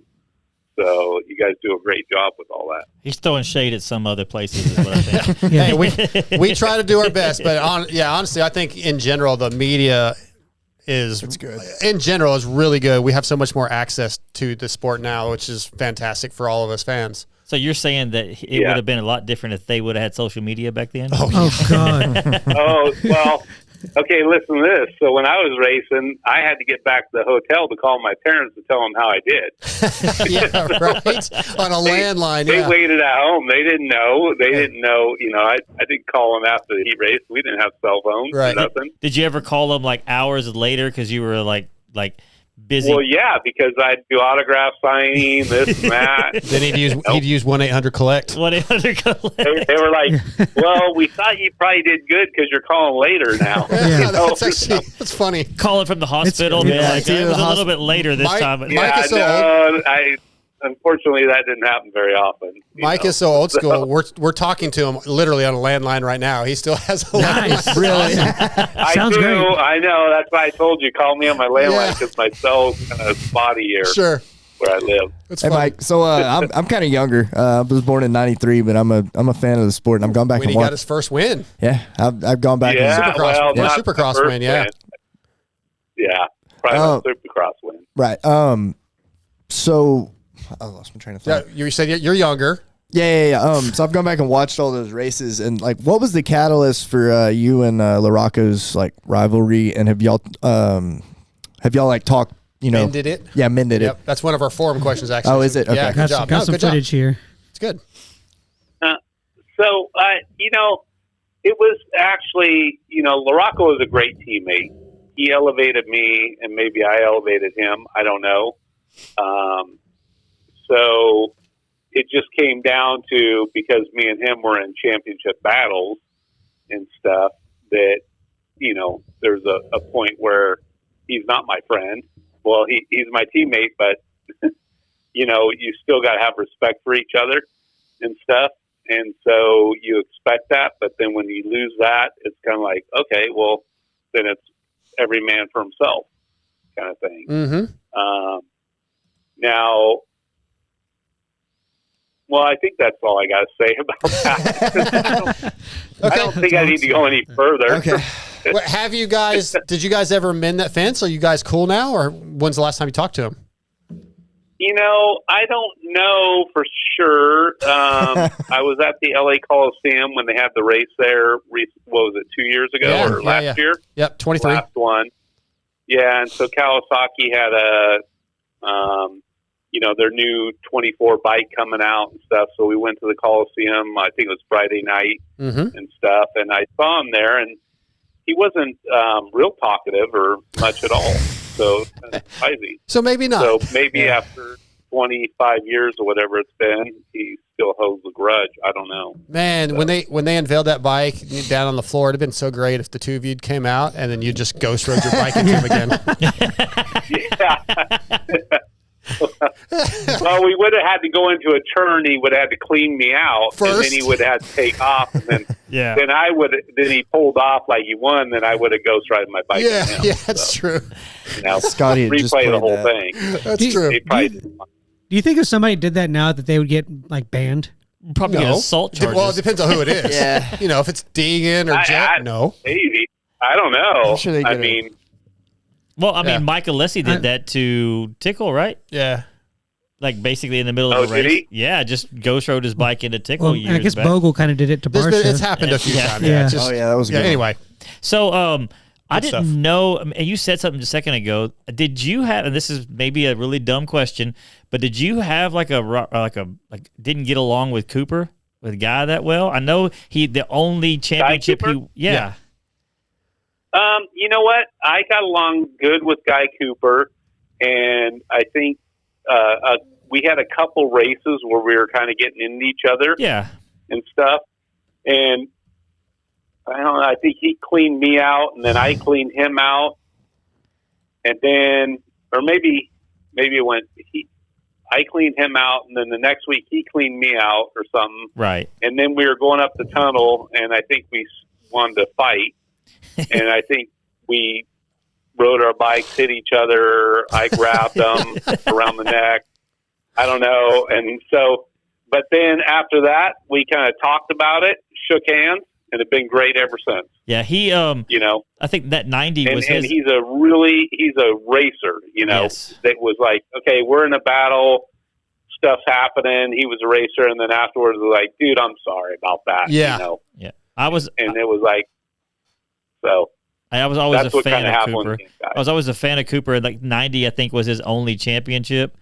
And he was just a little more consistent than you the were. one he stole from Kiedrowski. Yeah, we talked about it. We're not going to say he stole That's it. the one I was talking about. I knew that, but I'm just saying, like, he just No. Just they were both. I mean, kind of swapping spots. It was really close. But yeah, I just was curious. Like you said something a second ago, and I thought maybe y'all had a falling out or something along those lines.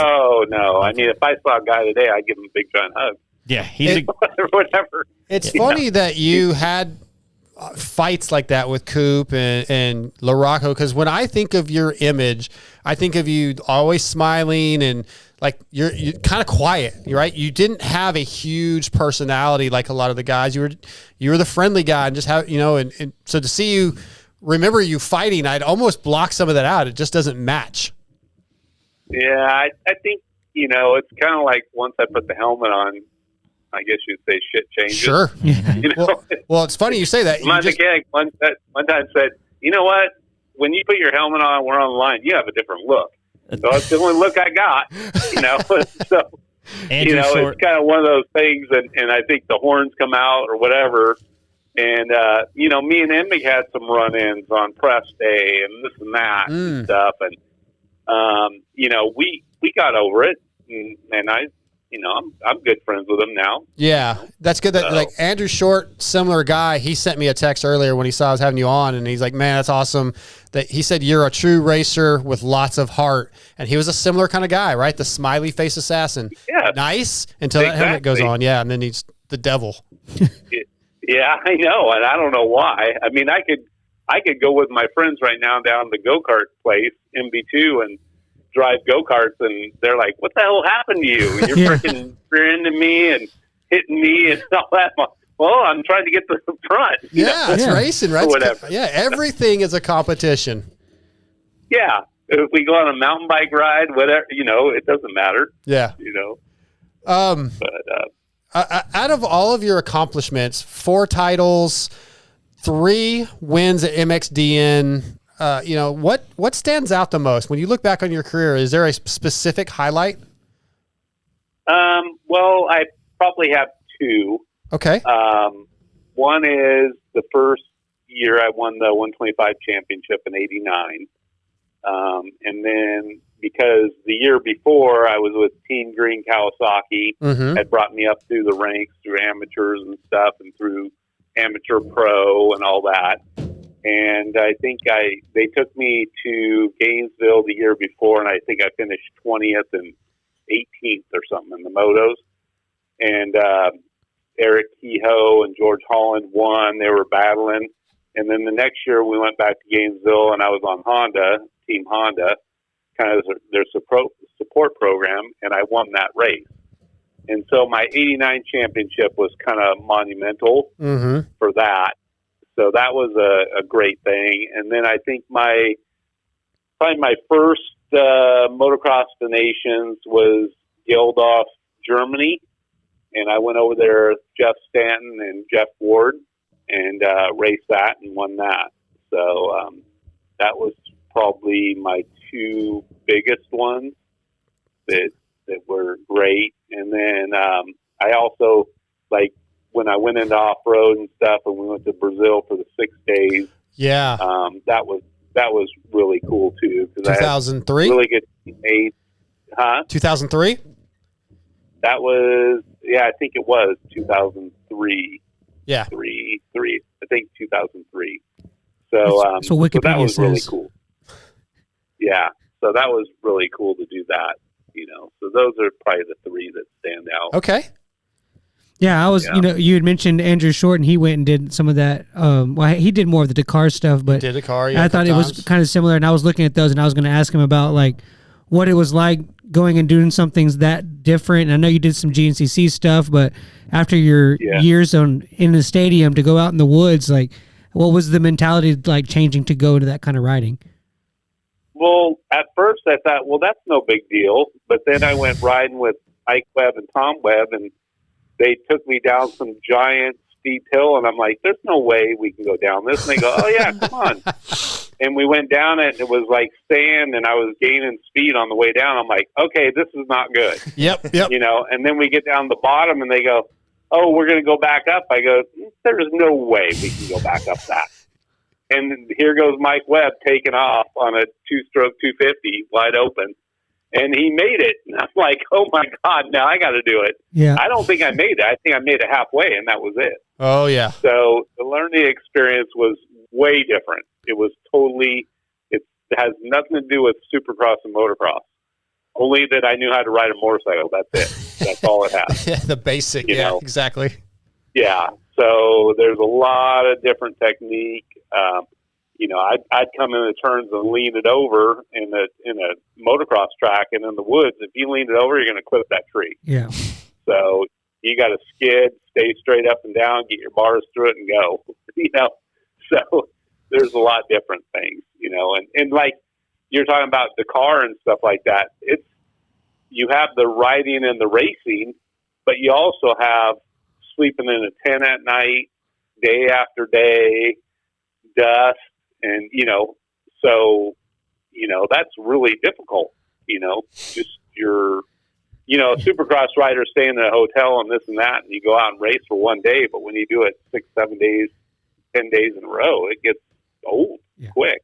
For sure. There's no catered rider's lounge in the middle of the desert, right? I don't think they had that in his day anyway, like the rider's lounge in the box fan. Well, no, it was. No.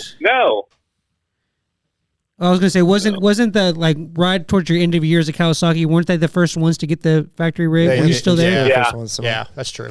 Yeah, I was still there. We were the first ones with the semi and everything. But I don't think semi. But it wasn't set up like they are now, was it? With like a lounge. In our last year was probably the best semi we had. I think I went through 2. And our first one was kind of generic wise. And then we got a really custom built one that had, you know, all the drawers, that had the lounge up front, leather seats, the TV, you know, all that stuff. Okay. So yeah, in a refrigerator, you could make, you know, sandwich up there and all that stuff. And yeah, so it was closer to what they are now. Okay. So Mike Kiedrowski tonight it was brought a low body. It had everything, you know. Mike Kiedrowski tonight brought to you by Guts Racing. Mike, so you're one of 2 people to win a 125, 250, and a 500 title, which is a really cool stat. And I was just curious, when you hear that, what does that mean to you? I'm tied with Jeff Ward. True. That's it. Dude, it's impressive.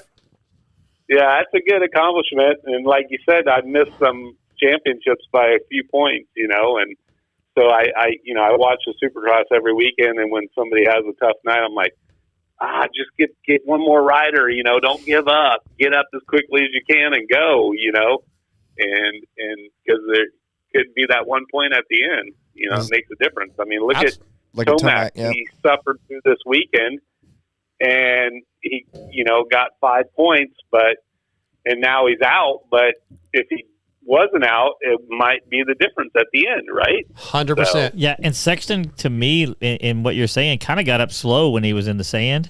You know what I mean? And he does that regularly. Sexton seems to just, like, when he goes down, it's never a full-on rush, get back to the bike, get going, like you say. Yeah. And I think the fastest guy to get up and go is Kenny. Yeah. If he only had chain. Yeah, exactly. He was fired up. He was ready to go. Yeah, but he always jumps up quick and takes off, you know, even if he goes down the first turn, you know. So, but they're all doing great. All right, Mike, before we let you go, I've got a couple Vital MX forum questions from you. So for you, we're going to start with Sandusky 26. He always asks this question, so we'll ask it. Do you have a favorite Metallica song?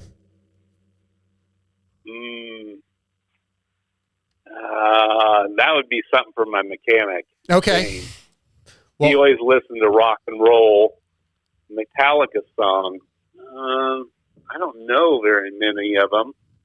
Well, that's fine if you don't have one. When we were in the box band, so we would go from the hotel to the stadium in the morning. I'd drive with him, and he'd always have the cool rock and roll on and get me all pumped up and stuff. All right. So he'd have Guns N' Roses, stuff like that. So like it. I know he had Metallica in there, but I can't recall a certain song. Okay.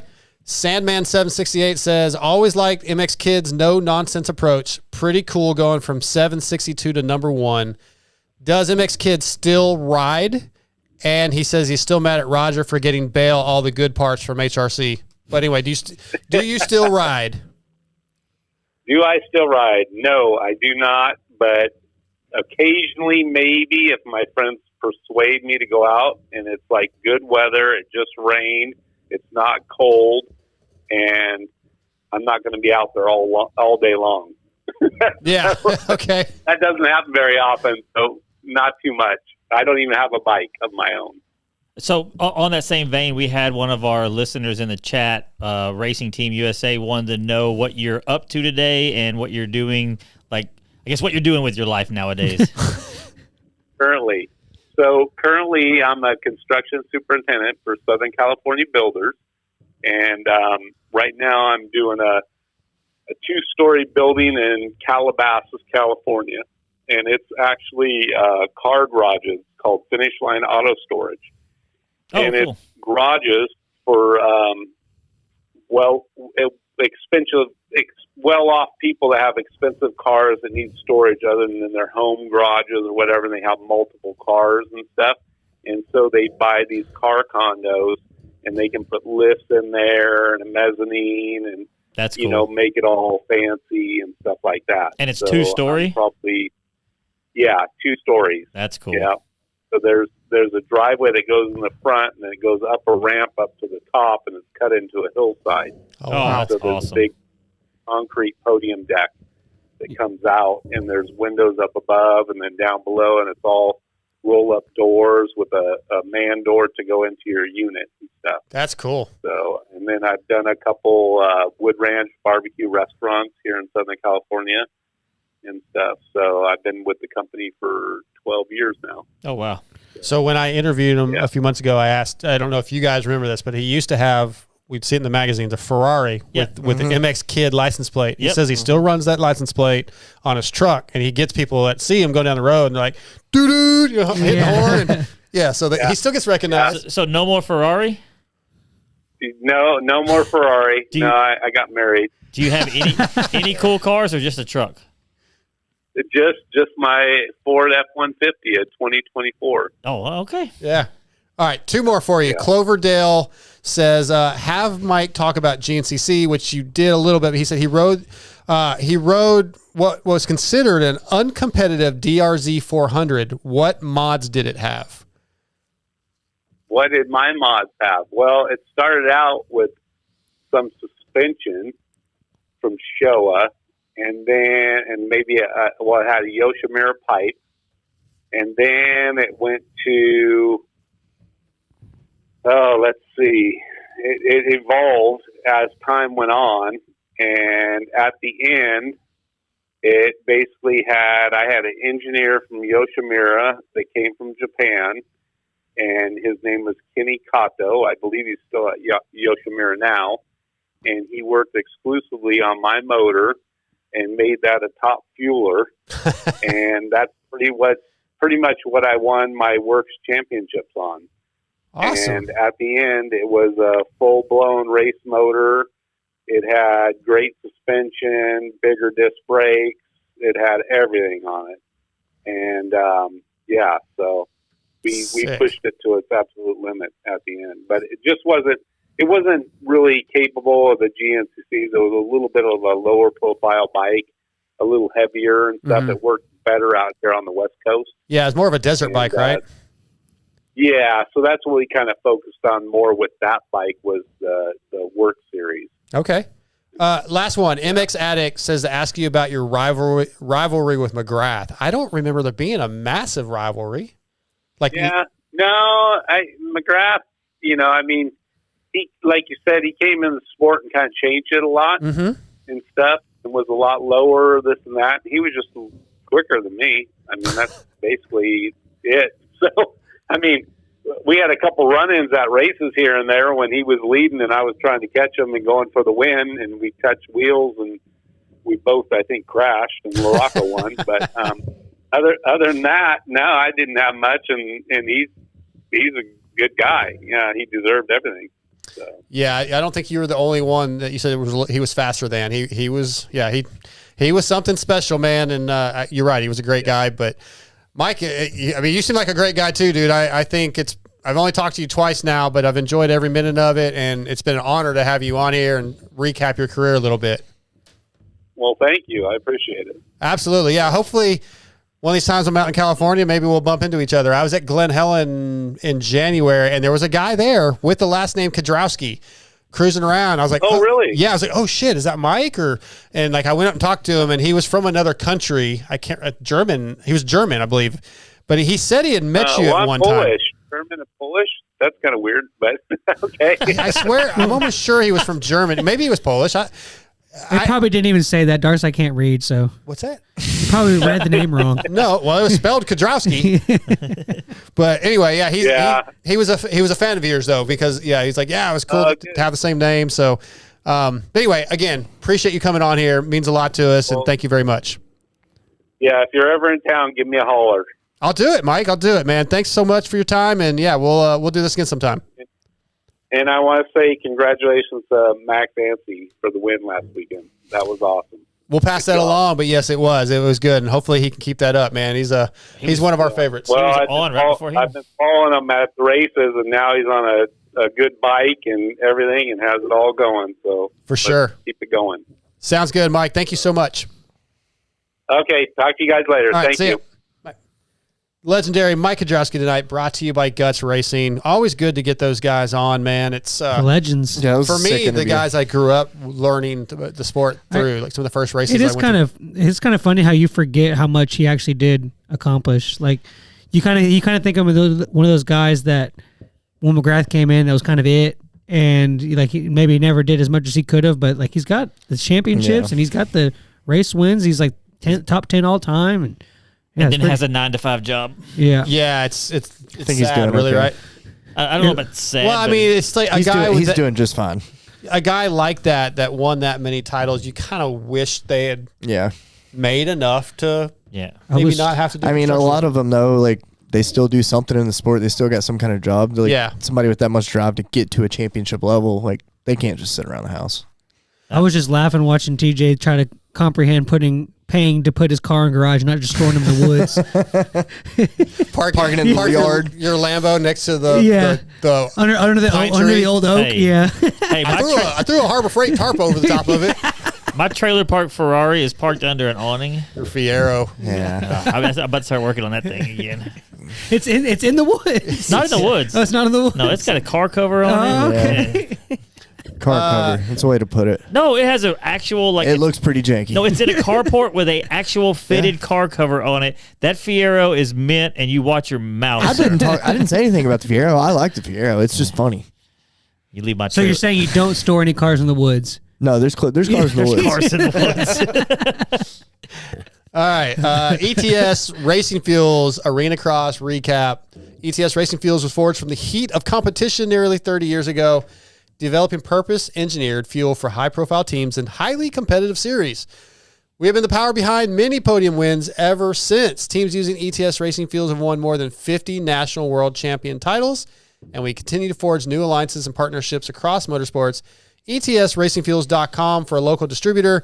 Teams like Factory KTM, Factory HRC Honda, Rockstar Husqvarna, and many more all trust ETS. You should too. Okay, so there's one round left in Daytona in just a couple weeks, but Prescott Valley, Arizona, rounds 10 and 11 were this previous weekend. And Moto Concepts Motorsports, Vince Freeze clinches the title. He's up by 34 points. Honestly, as we said last week, Ryan Brees, Michael Hicks, Austin Politelli, they just didn't get the job done, period. They needed to be more aggressive, and there was even a moment in round, I think Friday night, where a couple of guys could have parked him really and did not. They chose not to. As Austin Politelli had an opportunity and just didn't. And that's kind of been the story all year. Really, Michael Hicks was the only one that roughed him up even once or twice. And, praise to Vince Freeze, man. He went out. He's a champion. They didn't want to deal with Freeze later in the season after hitting him, and now they're dealing with him. Or not winning a championship. Yeah, and I don't know if that's completely it. I mean, I think, Ryan Brees was on the same team, right? He really couldn't. And Michael Hicks early on said that he didn't really want to race that way. Yeah. I feel like Austin Politelli is the guy that would have, and then he just didn't when the opportunity was there. I don't know why. I don't think Balotelli had the speed to be the guy battling like that. I mean, if you watch the races where, like this weekend, he got passed by everybody. Yeah, well, the leaders. But he got passed by Freeze, and in the same corner, taking the same stupid line, it got passed by Brees. And then for some reason, the first time when Freeze passed him, he cleaned out a lapper, like just straight up used the lapper. I think that he might have been able to win that one if he wouldn't have done that. Yeah, if he hadn't done that. That was just I don't know if he was frustrated, like the announcers were saying. He was mad and kind of saw red. I didn't see what happened before it, so I don't know if that. It looked like it was on purpose, and if it was on purpose, that was a poor choice by Austin. I didn't think it was on purpose. I didn't think he expected the lapper to still be there because he was running that same line, that wide line, and that's where Brees got him too. Like he had been running that line. I think he just expected the lapper to check up and not I think stay you're there. right, but it cost him. I mean, it cost him a lot of time. While we're on Freezy, I have a question. Okay. And I'm going to ask the question and then put like something right behind it. Does Freezy hurt or help the series?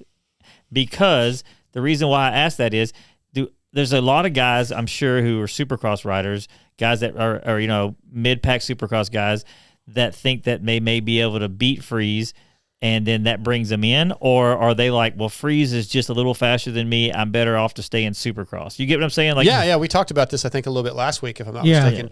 Well, I think it helps the series. Because I think guys like his level, we mentioned last week, I think we talked about like Cade Clayson or guys that are in that general area. You think Cade is on the same level as Freeze? No, he's a little below, but he's a guy that might be able to say, okay, I'm not necessarily making every main in Supercross, but I can go to Arena Cross and I might be able to be more. I could probably be more competitive. You'll make more at Supercross. Yeah, at Supercross. Okay, but well, I guess if it keeps growing, then maybe Arena Cross will bring more. The point, like if you could go to Arena Cross and battle and be competitive for titles with a Vince Freeze, some of those guys may make that choice. Like, well, okay, let's do that instead. And then we'll have another great American series. Like I bet a lot of those guys are like, I could run with Freeze if I got to start. He just gets super good starts in Supercross and then fades back. So I think Freeze being over there doesn't really make them think that way so much because they see him fall back in Supercross. They think they can get there. You get a start, you can do anything. So what I was kind of thinking of is, it's kind of crazy to me that for all these years that, and maybe he might have done some arena crosses in the past, but that he's just now kind of doing this because if you think about what he's good at, starts and riding a wide bike, I mean, like you do that in arena cross and look, he won a championship. So it's kind of, to me, it's kind of crazy that he hasn't gone over there sooner. And maybe now I think it will entice more people to come over, hopefully. Yeah, I think because the last few years, honestly, the AMA Arena Cross Series hasn't been anything that special. Well, last year was the first year of the AMA. Right. They did take the AMA endorsement back, but I think they're regrowing it, and I think that helps. Good this year. Clearly it helps, right? It brought Moto Concepts, and then guys like Austin Balotelli, Michael Hicks. Michael Hicks moved from the GT Arena Cross, I believe it was, and we're seeing the sport, that series, get better riders. Wageman. Yeah.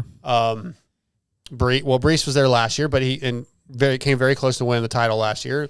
Kyle Peters, right, almost 5-time champion. Other than the apparel or whatever, the way that the announcers Galdi and the other guy look, the announcing's been amazing, and the show has been really good. And maybe we get him, like the other guy, to take a shower before he comes on. But no, I'm making a joke. I was picking on them, but on a serious note, their announcing has been absolutely amazing. It's been a good series. Their personalities are good. I put it up there next to watching Supercross. I enjoy. It's not like, oh, I'm also going to watch Arena Cross. I'm excited to watch Arena Cross and Supercross. So I think it would be beneficial if they could find a way to fit it all in before January, or run it during the outdoors. Yeah, because a lot of guys don't. A lot of guys don't want to run the outdoors. There's no money. That's how they should do it. I was talking to Doc, and I'm like, if they move this to the summertime after Supercross, then a lot of the Supercross guys would just go hit that, and that series would explode. It would. I can't believe they don't do that. Yeah. I wonder if it's something about Arena Cross is kind of known as a winter thing. Like it gets cold outside. Yeah, and let GT have it's a that. northerner thing. And Yeah, let GT have that, and you could. I'd rather see it in November, December, personally. Yeah, that's for me. I think it'd be good leading into Supercross. Some of those guys, maybe even more people would do it. Getting prep for Supercross. But this has been the 2025 AMA Arena Cross Series has been a lot of fun to watch. There's been some pretty good battles, but Vince Freeze was the class of the field. There were times Ryan Brees was faster last week at was it Prescott? No, this was Prescott. What was last week's? Reno. Yep. Brees was faster. Yeah. It was a hell of a series, and it's not over. Yes, Vince Freeze is the champion, but I mean, Brees is in second place, and I think Hicks is 13 points down. And AP's 23 down. Hicks is 13 down from Brees, I believe. So it's a pretty big gap. But second and third, they're still. What I'm most excited about is it's a Friday night race. Yeah. Right before Daytona. Daytona Supercross. How many of these Supercross guys are going to go in there and show up? I think this is going to be a very, very interesting round to watch. It will be. It will be. I'm pleased with it. I enjoyed watching it. I think they did a great job, and congratulations to Vince Freeze and Moto Concepts. I'm looking forward to 2026 and seeing what they bring next year. And then with the X Pro electric bike class, that was really cool addition. The Clash was cool, having the four strokes, the combustion engines and the electric bikes race each other. I think they did a really good job of building interest and trying to bring Arena Cross back to what it was. So yeah, props to them. And I will say another good thing, I don't think y'all got a chance to go to any of them, but no, unfortunately I missed. What's cool about it is the race is all about the pros. Now they have an 85 class or something like that in there, but it's not like they're smashing it in between a whole day of amateurs. Yeah. The Friday night and the Saturday race are just pro races. There are no amateur races in between. They're giving the pros the due they need, you know what I mean? Yep. And then they'll do the amateur on Sunday, but it's really cool. I say that's what I want to watch the C class try to do those doubles. It's interesting. It's great. It's a fun watch. All right, you guys ready for the T-Bolt USA Top 5? Oh, yeah. Let's go. If you are a pit bike enthusiast and love shredding around on a CRF 110, KLX 110, or probably whatever Chinese bike TJ found at the junkyard, they have what you need at tboltusa.com. T-Bolt USA is a pit bike supply site that is everything you need for your pit bike, from BBR handlebars to D&M shocks and even full bikes from YCF and Pitster Pro Bikes. T-Bolt USA has it all. They even have stuff for the Chinese bikes, TJ, that are so difficult to find. You'll find pit bikes, engines, and parts at tboltusa.com. You should get a new seat for that thing. It's got a saddle. It's got a saddle on it. Out there. It's got. You just need tassels. There's a very nice meth head that bought that for us. Stop it. He said it was nice. It's super nice. All right, so before we give our T-Bolt USA top 5 condiments, we got to come up with one for next week. We got to start doing that ahead of time. We usually do. We got some emails and some entries from last week. Shane Bagley on cartoons gave me a long list here. Doug, GoBots. I forgot about GoBots. I don't know what GoBots is. People actually watched GoBots? GoBots was like It was like a It was a dollar store Transformers. That's what I was gonna. It was a ghetto-ish version of Transformers, but I love GoBots, man. I had the GoBot toys. He said Ninja Turtles, DuckTales, Ren and Stimpy. Ren and Stimpy was TJ, if it was the ghetto version, wouldn't that have been the one you liked? You would think so. Then he gave me his condiments. We'll come back to that. Let's see here. I feel like there's another one of those in here somewhere. Cody Spencer said Scooby-Doo, Flintstones, Jetsons, Tom and Jerry, Dexter's Laboratory. Honorable mention, Magic School Bus. I don't remember that. It was a PBS show. Miss Frizz. Yeah, Miss Frizz, the Magic School Bus. That was good. Chippendale, Johnny Bravo. And he said Powerpuff Girls. Powerpuff Girls. That was good.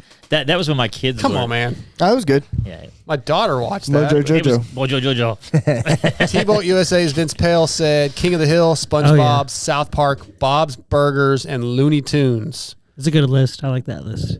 You want to do condiments real quick? And so we'll do theirs, and then we'll do ours. Yeah, do theirs. Vince Pale said ketchup, barbecue sauce, blue cheese dressing, sour cream. Ew. That's 4. Sour cream. I didn't think about that one. And then he's got so he only gave us 4. And then Shane Bagley said Duke's mayo, soy sauce, sriracha, tartar sauce, cane sauce. That's Gross. his list. I hate cane sauce. He gets it. All right, Scotty, you go first. Top 5 condiments. All right, I'm going to go with. I'll put blue cheese at 5. I'll put. I thought you said babuchis. Babuchis. Blue cheese. Yeah. Gotcha. As far as if I get a salad or wings, I want blue cheese. All right. I want you out of this. And show. then I'm also going to put. And then I'm going to put Cholula or Tabasco. Okay. You can swatch those out. I'm going to do like a green sauce, guacamole, avocado sauce kind of thing, wherever you get them at like Mexican taco places and stuff. Do one of those. And then I will do A1 at 2. And then I will do mayonnaise at 1. I mean, I love mayonnaise, but it's not number 1. Man, it's disgusting. Like I just put on that a sandwich? I put it on a sandwich. I make tuna salad out of it. I dip my fries in it. Yeah, I think Europeans. I dip my fries in it. I make sauces out of it. Yeah, everything. If it's a good mayo, it's good on fries, but it's not my go-to to go on fries. Hey, I can't tell the difference Deviled between eggs, mayo and Miracle Oh, Whip. you're retarded. Yeah, then you're just an idiot. Can we stop using that word? My bad. So we don't get in trouble. But on a serious note, I like there's Miracle no Whip, difference. Like There's once they're difference. sales, I use it all the time. 1,000%. You eat them back to back, and how many they don't taste different. I've tried. I can't tell the Then you difference. just He likes Wendy's hamburgers. I do too, but his taste buds are But just he as dumb says as a he Wendy's is. way burger is the different. same as a Whataburger and an In-N-Out burger. It's all food. So you cannot take his opinion on taste.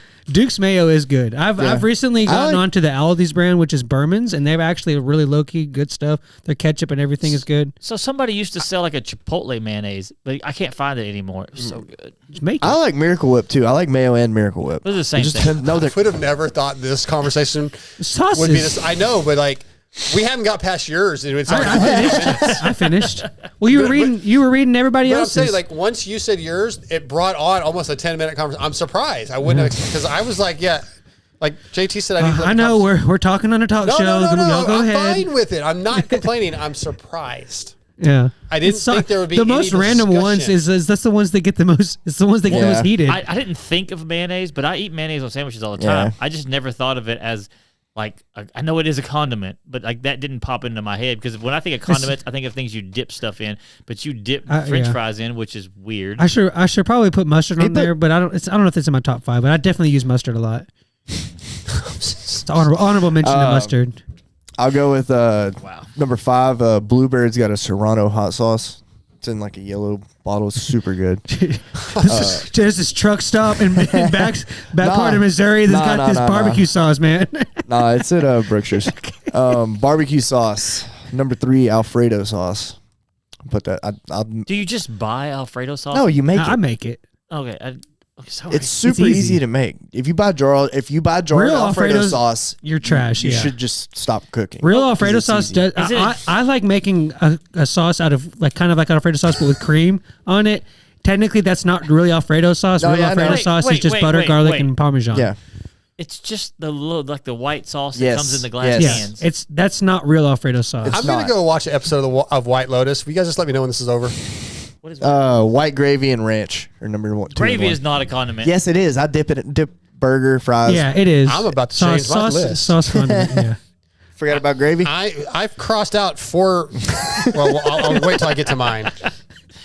That was it. Ketchup, barbecue sauce, ketchup. No, I had ketchup, barbecue sauce, barbecue sauce, barbecue sauce, barbecue sauce because I didn't think of some of these. No other honey ones as mustard, no Tabasco, Like, no sriracha. no, I Like, come on, no, you're man. not living life right, dude.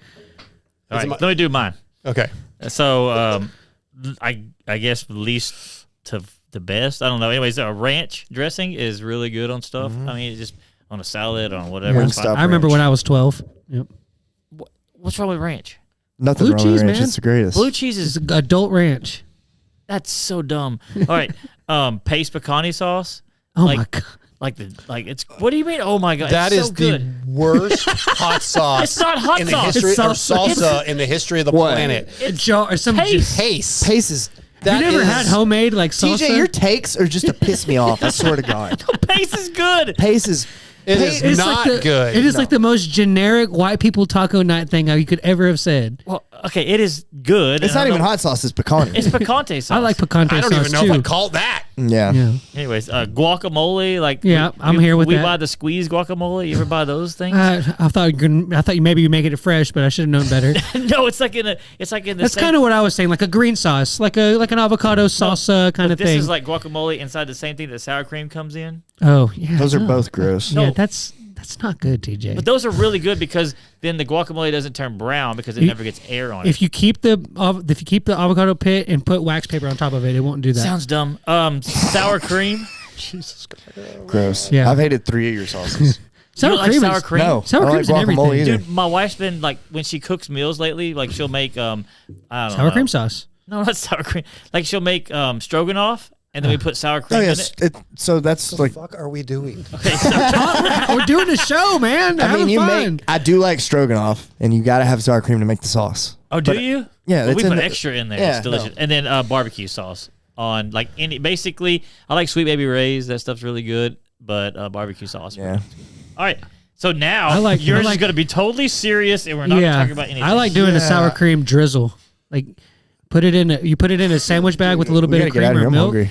and then you cut off the tip and like drizzle it over the That's so top. much work. No, Go it's ahead. not. It's not that hard. You're lazy. I forgot. Food's just for such a sustenance. yuppie. Can't have any artistic creation. So over here. I thought you had just said condiments, so that's why I Well, went. condiments. I think- wasn't thinking sauces Yeah. like queso and stuff. I was thinking of like Dips. A1 and like A1's a sauce, steak marinade, sauce. It's a steak basically. sauce. It's A1 steak sauce. Yes, but I don't ever put anything Salsa. on my steak because So- if you a steak's shouldn't made have right, to. you shouldn't have Tabasco to. is a hot sauce. I was thinking Yeah. like that Okay. kind of thing. All right. Well, I didn't realize that's what you meant. So my original list was ketchup and barbecue sauce because that's the only.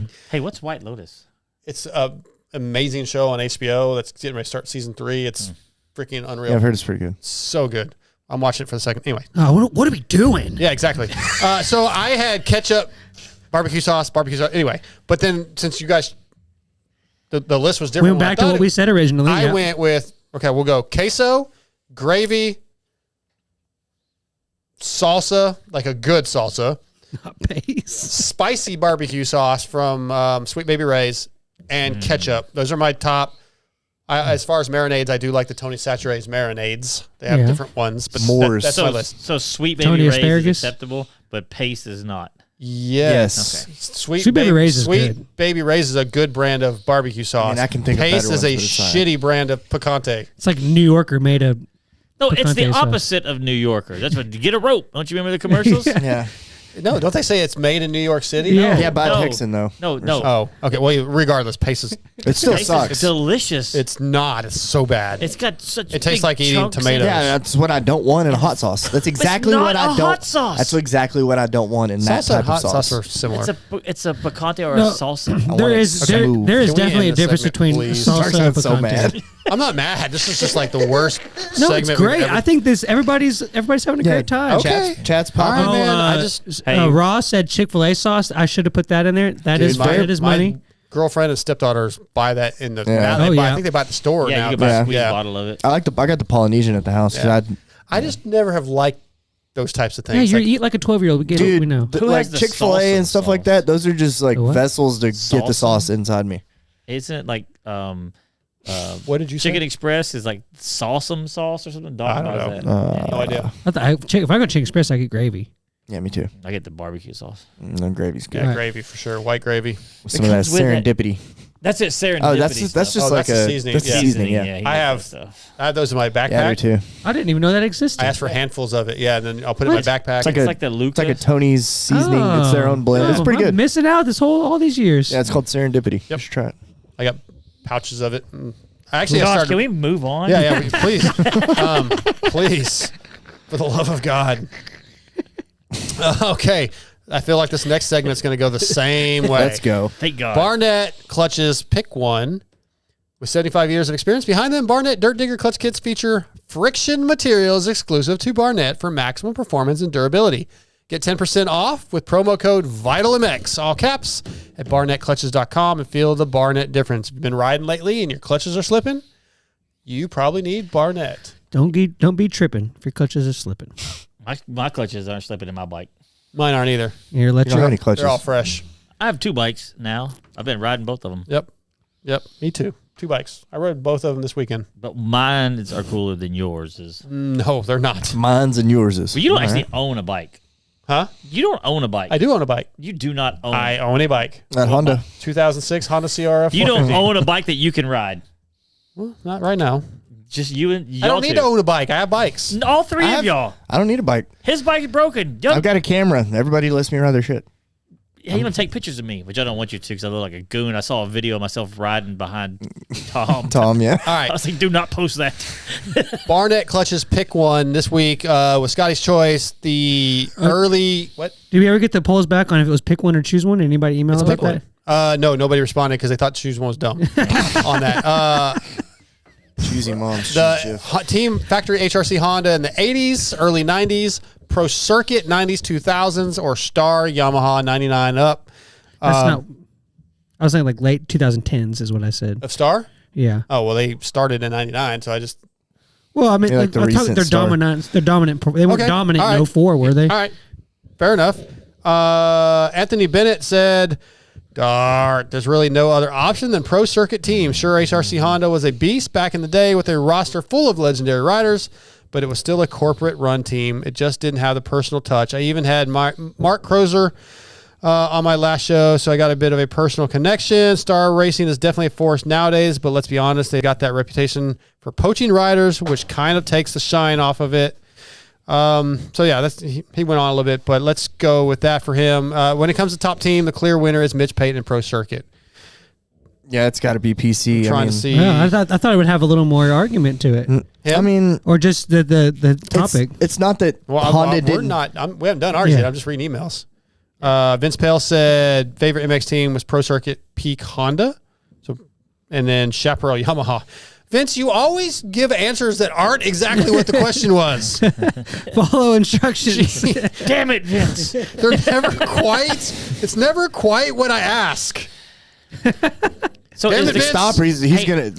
Vince owns T-Boat USA, so it's his segment. That's well, right. the T-Boat Well- USA one is, but Hey, so are you all talking about who was the most dominant or who was no, your it's favorite? just who's your favorite of those? Well, it was like, who is your favorite of these dominant teams? Then PC because Baggett was on it. I'd say PC because it was Chupacabra. They That didn't. is the Chupacabra. The Yeah. PC team. Yeah. That I mean, I'd say PC because it was Mitch running the team. I mean, they did get a little bit of Cowie factory support, but I think Yamaha has more say in what happens at Star than Cowie has a say in PC at that time. I should say. Maybe. well, and also like you got to think about it though. You had all these amateurs, all these young guys. PC was back then was the place to be. There was no other place you wanted to be. Like, Well, his motors were so far ahead of the curve because he brought the guy, I can't remember his name, Drino maybe from F1. from F1 Yeah. stuff, and then on top of that, you had just the best look, the best team. I mean, it was just Those bikes were awesome. yeah. And then you had Blake Baggett there, and I mean, there was they did a couple like 1, 2, 3 podiums, right? oh yeah. yeah, Bunch of times. absolutely. Well, he won. They won both coasts with Yeah. Tickle and Weimer, and I'm sure they did that before too. I think they did it a couple And times. my answer was going to be PC too, but I figured you guys would go with the HRC Well, I haven't even Honda. responded yet. Well, go ahead. The TJ's everybody's I will picked say PC so far. we've got a few emails for the Guts Racing seat cover already. So if you guys are looking to get that thing, you might throw some in there. Can I go in it? Are you? No. Are you going to go? I need a seat cover for my new bike. It was difficult for me because my earliest years of enjoying the sport were the like 80s, early 90s, and McGrath, man, went Pro Circuit, Peak Honda, and then Ricky Carmichael, dominant years on Pro Circuit. And Poto. It's tough, but then you go back to Honda, Poto. and McGrath won his championship on HRC, and RJ and Bailey. It's really, really tough. Like Star for me is not in the running. Yeah. So, But no disrespect think to about Star. that if you look at that 20 years from now, though. Yeah, Star Yeah, could but be Star's sort we're of. not. throwing money. If we're still doing the show in 20 years and you Yeah. ask again, we can rethink about it. I am struggling to decide if I would go Pro Circuit or Honda. I think I'm going to go Honda just because of their history. Factory Honda was the team to be on. That's where everybody wanted to go. even if you were on pro circuit, you wanted to get to factory Honda eventually. That one did seem like it was like I'm going to go factory Honda in the 80s, early 90s. I was always thinking Honda was always, in my mind, was always like where you wanted to go on a big bike, on a 450. Yeah. But as far as the 250 class, the PC all the way, and I feel like even in the future, whether it's right or wrong, we will look at Star as like it was the team to be because they threw all the money at it. Like I think it was because look at how many riders they have. They're just signing and signing and signing, and they're just throwing money at. It's working. Teams. Yeah. Would you stop that? Oh, that's what that was. Yes. That spring. I was hearing something, but I couldn't figure out what it was. Oh, okay. Yeah, sorry. Do you? I was just going to say that it's crazy now that like PC's having it should still be that team, and they have the riders to do it, and it just seems like. Year after year, it's just it's been not going as good as it went in that decade, in that era. It's crazy now. Like I think they'll get back to it though. Yeah, they have the talent to do it if they could just injuries, man. Injuries. Yeah, it's crazy. That's what I'm saying. Just the anvil falling on that team constantly is weird. Do y'all believe in the PC curse? No. I mean, I course. think it's just Of course. okay. No, I'm just joking. All right, before we move on to the FXR picks for Detroit, one of the topics we didn't get to at the beginning of the show, I was going to do biggest disappointment, biggest surprise, 250 East. Let's not have a big discussion too much, but like let's go around the room. Chase, what was your biggest surprise? What was your biggest disappointment? Biggest surprise was Bennick for sure. I did not expect that. Yep. And then disappointment was Forkner. I didn't realize he was sick, like you said, but yeah, I expect him to be further off. Yeah, I picked him to win, so yeah. Scotty? My biggest surprise was biggest disappointment was Kitchen. I don't know, he left his choke on. Well, he didn't, but yeah. Somebody did. Yeah, and it didn't seem like he ever really had it, so that was kind of disappointing. And then I think my biggest surprise was McAdoo with the how well he rode with a knee injury. Okay, TJ. I think mine is the same person. It's going to be Brown, and biggest surprise. Did you not see the text? What's that? Can't use Brown. That's too obvious. Obviously, it was a disappointment because he got hurt, and he was surprisingly very good. Well, then it would be biggest surprise was Anstie like winning. So I don't think that's that big of a surprise though. Like I was winning. So what do you call it? Like it was just dominant. So quickly, win. like off the being dominant. Yeah, just a dominant win like that. I think I was a little surprised with that, and then disappointment I'd have to pick yours then because Forkner. I thought taking his brain out was going to help, but. So obviously, I picked Forkner to win. So he's probably my biggest disappointment. But since you guys said him, I'll go Volan. Man, I have such high expectations for him, and he just hasn't come through yet. Yeah, but I know he had some mechanical. He sounded optimistic. Huh? He sounded optimistic. Knowing because him and Doc are buddies, and because of knowing all the behind, I'm actually was like, hey, I didn't expect a lot, and maybe a little more, but. Yeah. With the issues he had, I was happy to see him leave with good spirits. Sure. Right. And my surprise, Gage Linville, man. That kid's good. He surprised me last year because he's kind of an unknown. I said we weren't going to discuss it too much, but like he was on my pulp team, so I was paying attention in the heat race. He crashed, was back in like 13th and made it back into 9th and looked good. There have been rumors that he could be a fill-in rider at Triumph. I texted him today, and he's like, "Man, that's a dream." He does train with Brownie, and he's out there, but he said as of right now, he's saying there's no discussion of that. What's he riding? I believe he's on a KTM. KTM. Yep. I don't know if it was at gas. And just for anybody that didn't hear this, I've seen a lot of tweets, a lot of questions about Forkner and the Alpine Stars Tech Air Chest Pro. Like everybody's like, "Oh, did it expand when he crashed?" He said, no, I texted him about that today. You can adjust it. Mm-hmm. And he said originally they had it too sensitive. It was going off too much, and then they went the wrong way. It went like too far the other way. Mm-hmm. Now it's not really going off enough. It's still a work in progress. So I got a question about that. I don't know if I'll have the answer, but go ahead. What if when it goes off, what do you do then? Does it stay inflated? Does it? It'll go back down like an airbag. Okay. Yeah, I was wondering the same thing. And it'll go off. I think the thing you wear will go off twice. Oh, okay. Did y'all see the thing where JT had it on? Yeah, yeah. And so it deflated. Yeah, well, it goes out, and then it'll like slowly deflate back down, and then even if you get up and race again, the pieces will be out under your shoulder. But then but it doesn't. Don't go down again. It has two. I think it has two cartridges in it. Okay. Oh, okay, cool. Yeah. All right, FXR picks for Detroit. FX. What? It used to be EVS. Did we change it? Like 3 weeks ago. Well, you didn't change. You didn't change it on here. Then I did. The graphics got changed because we did change it. I must have put the wrong one in there.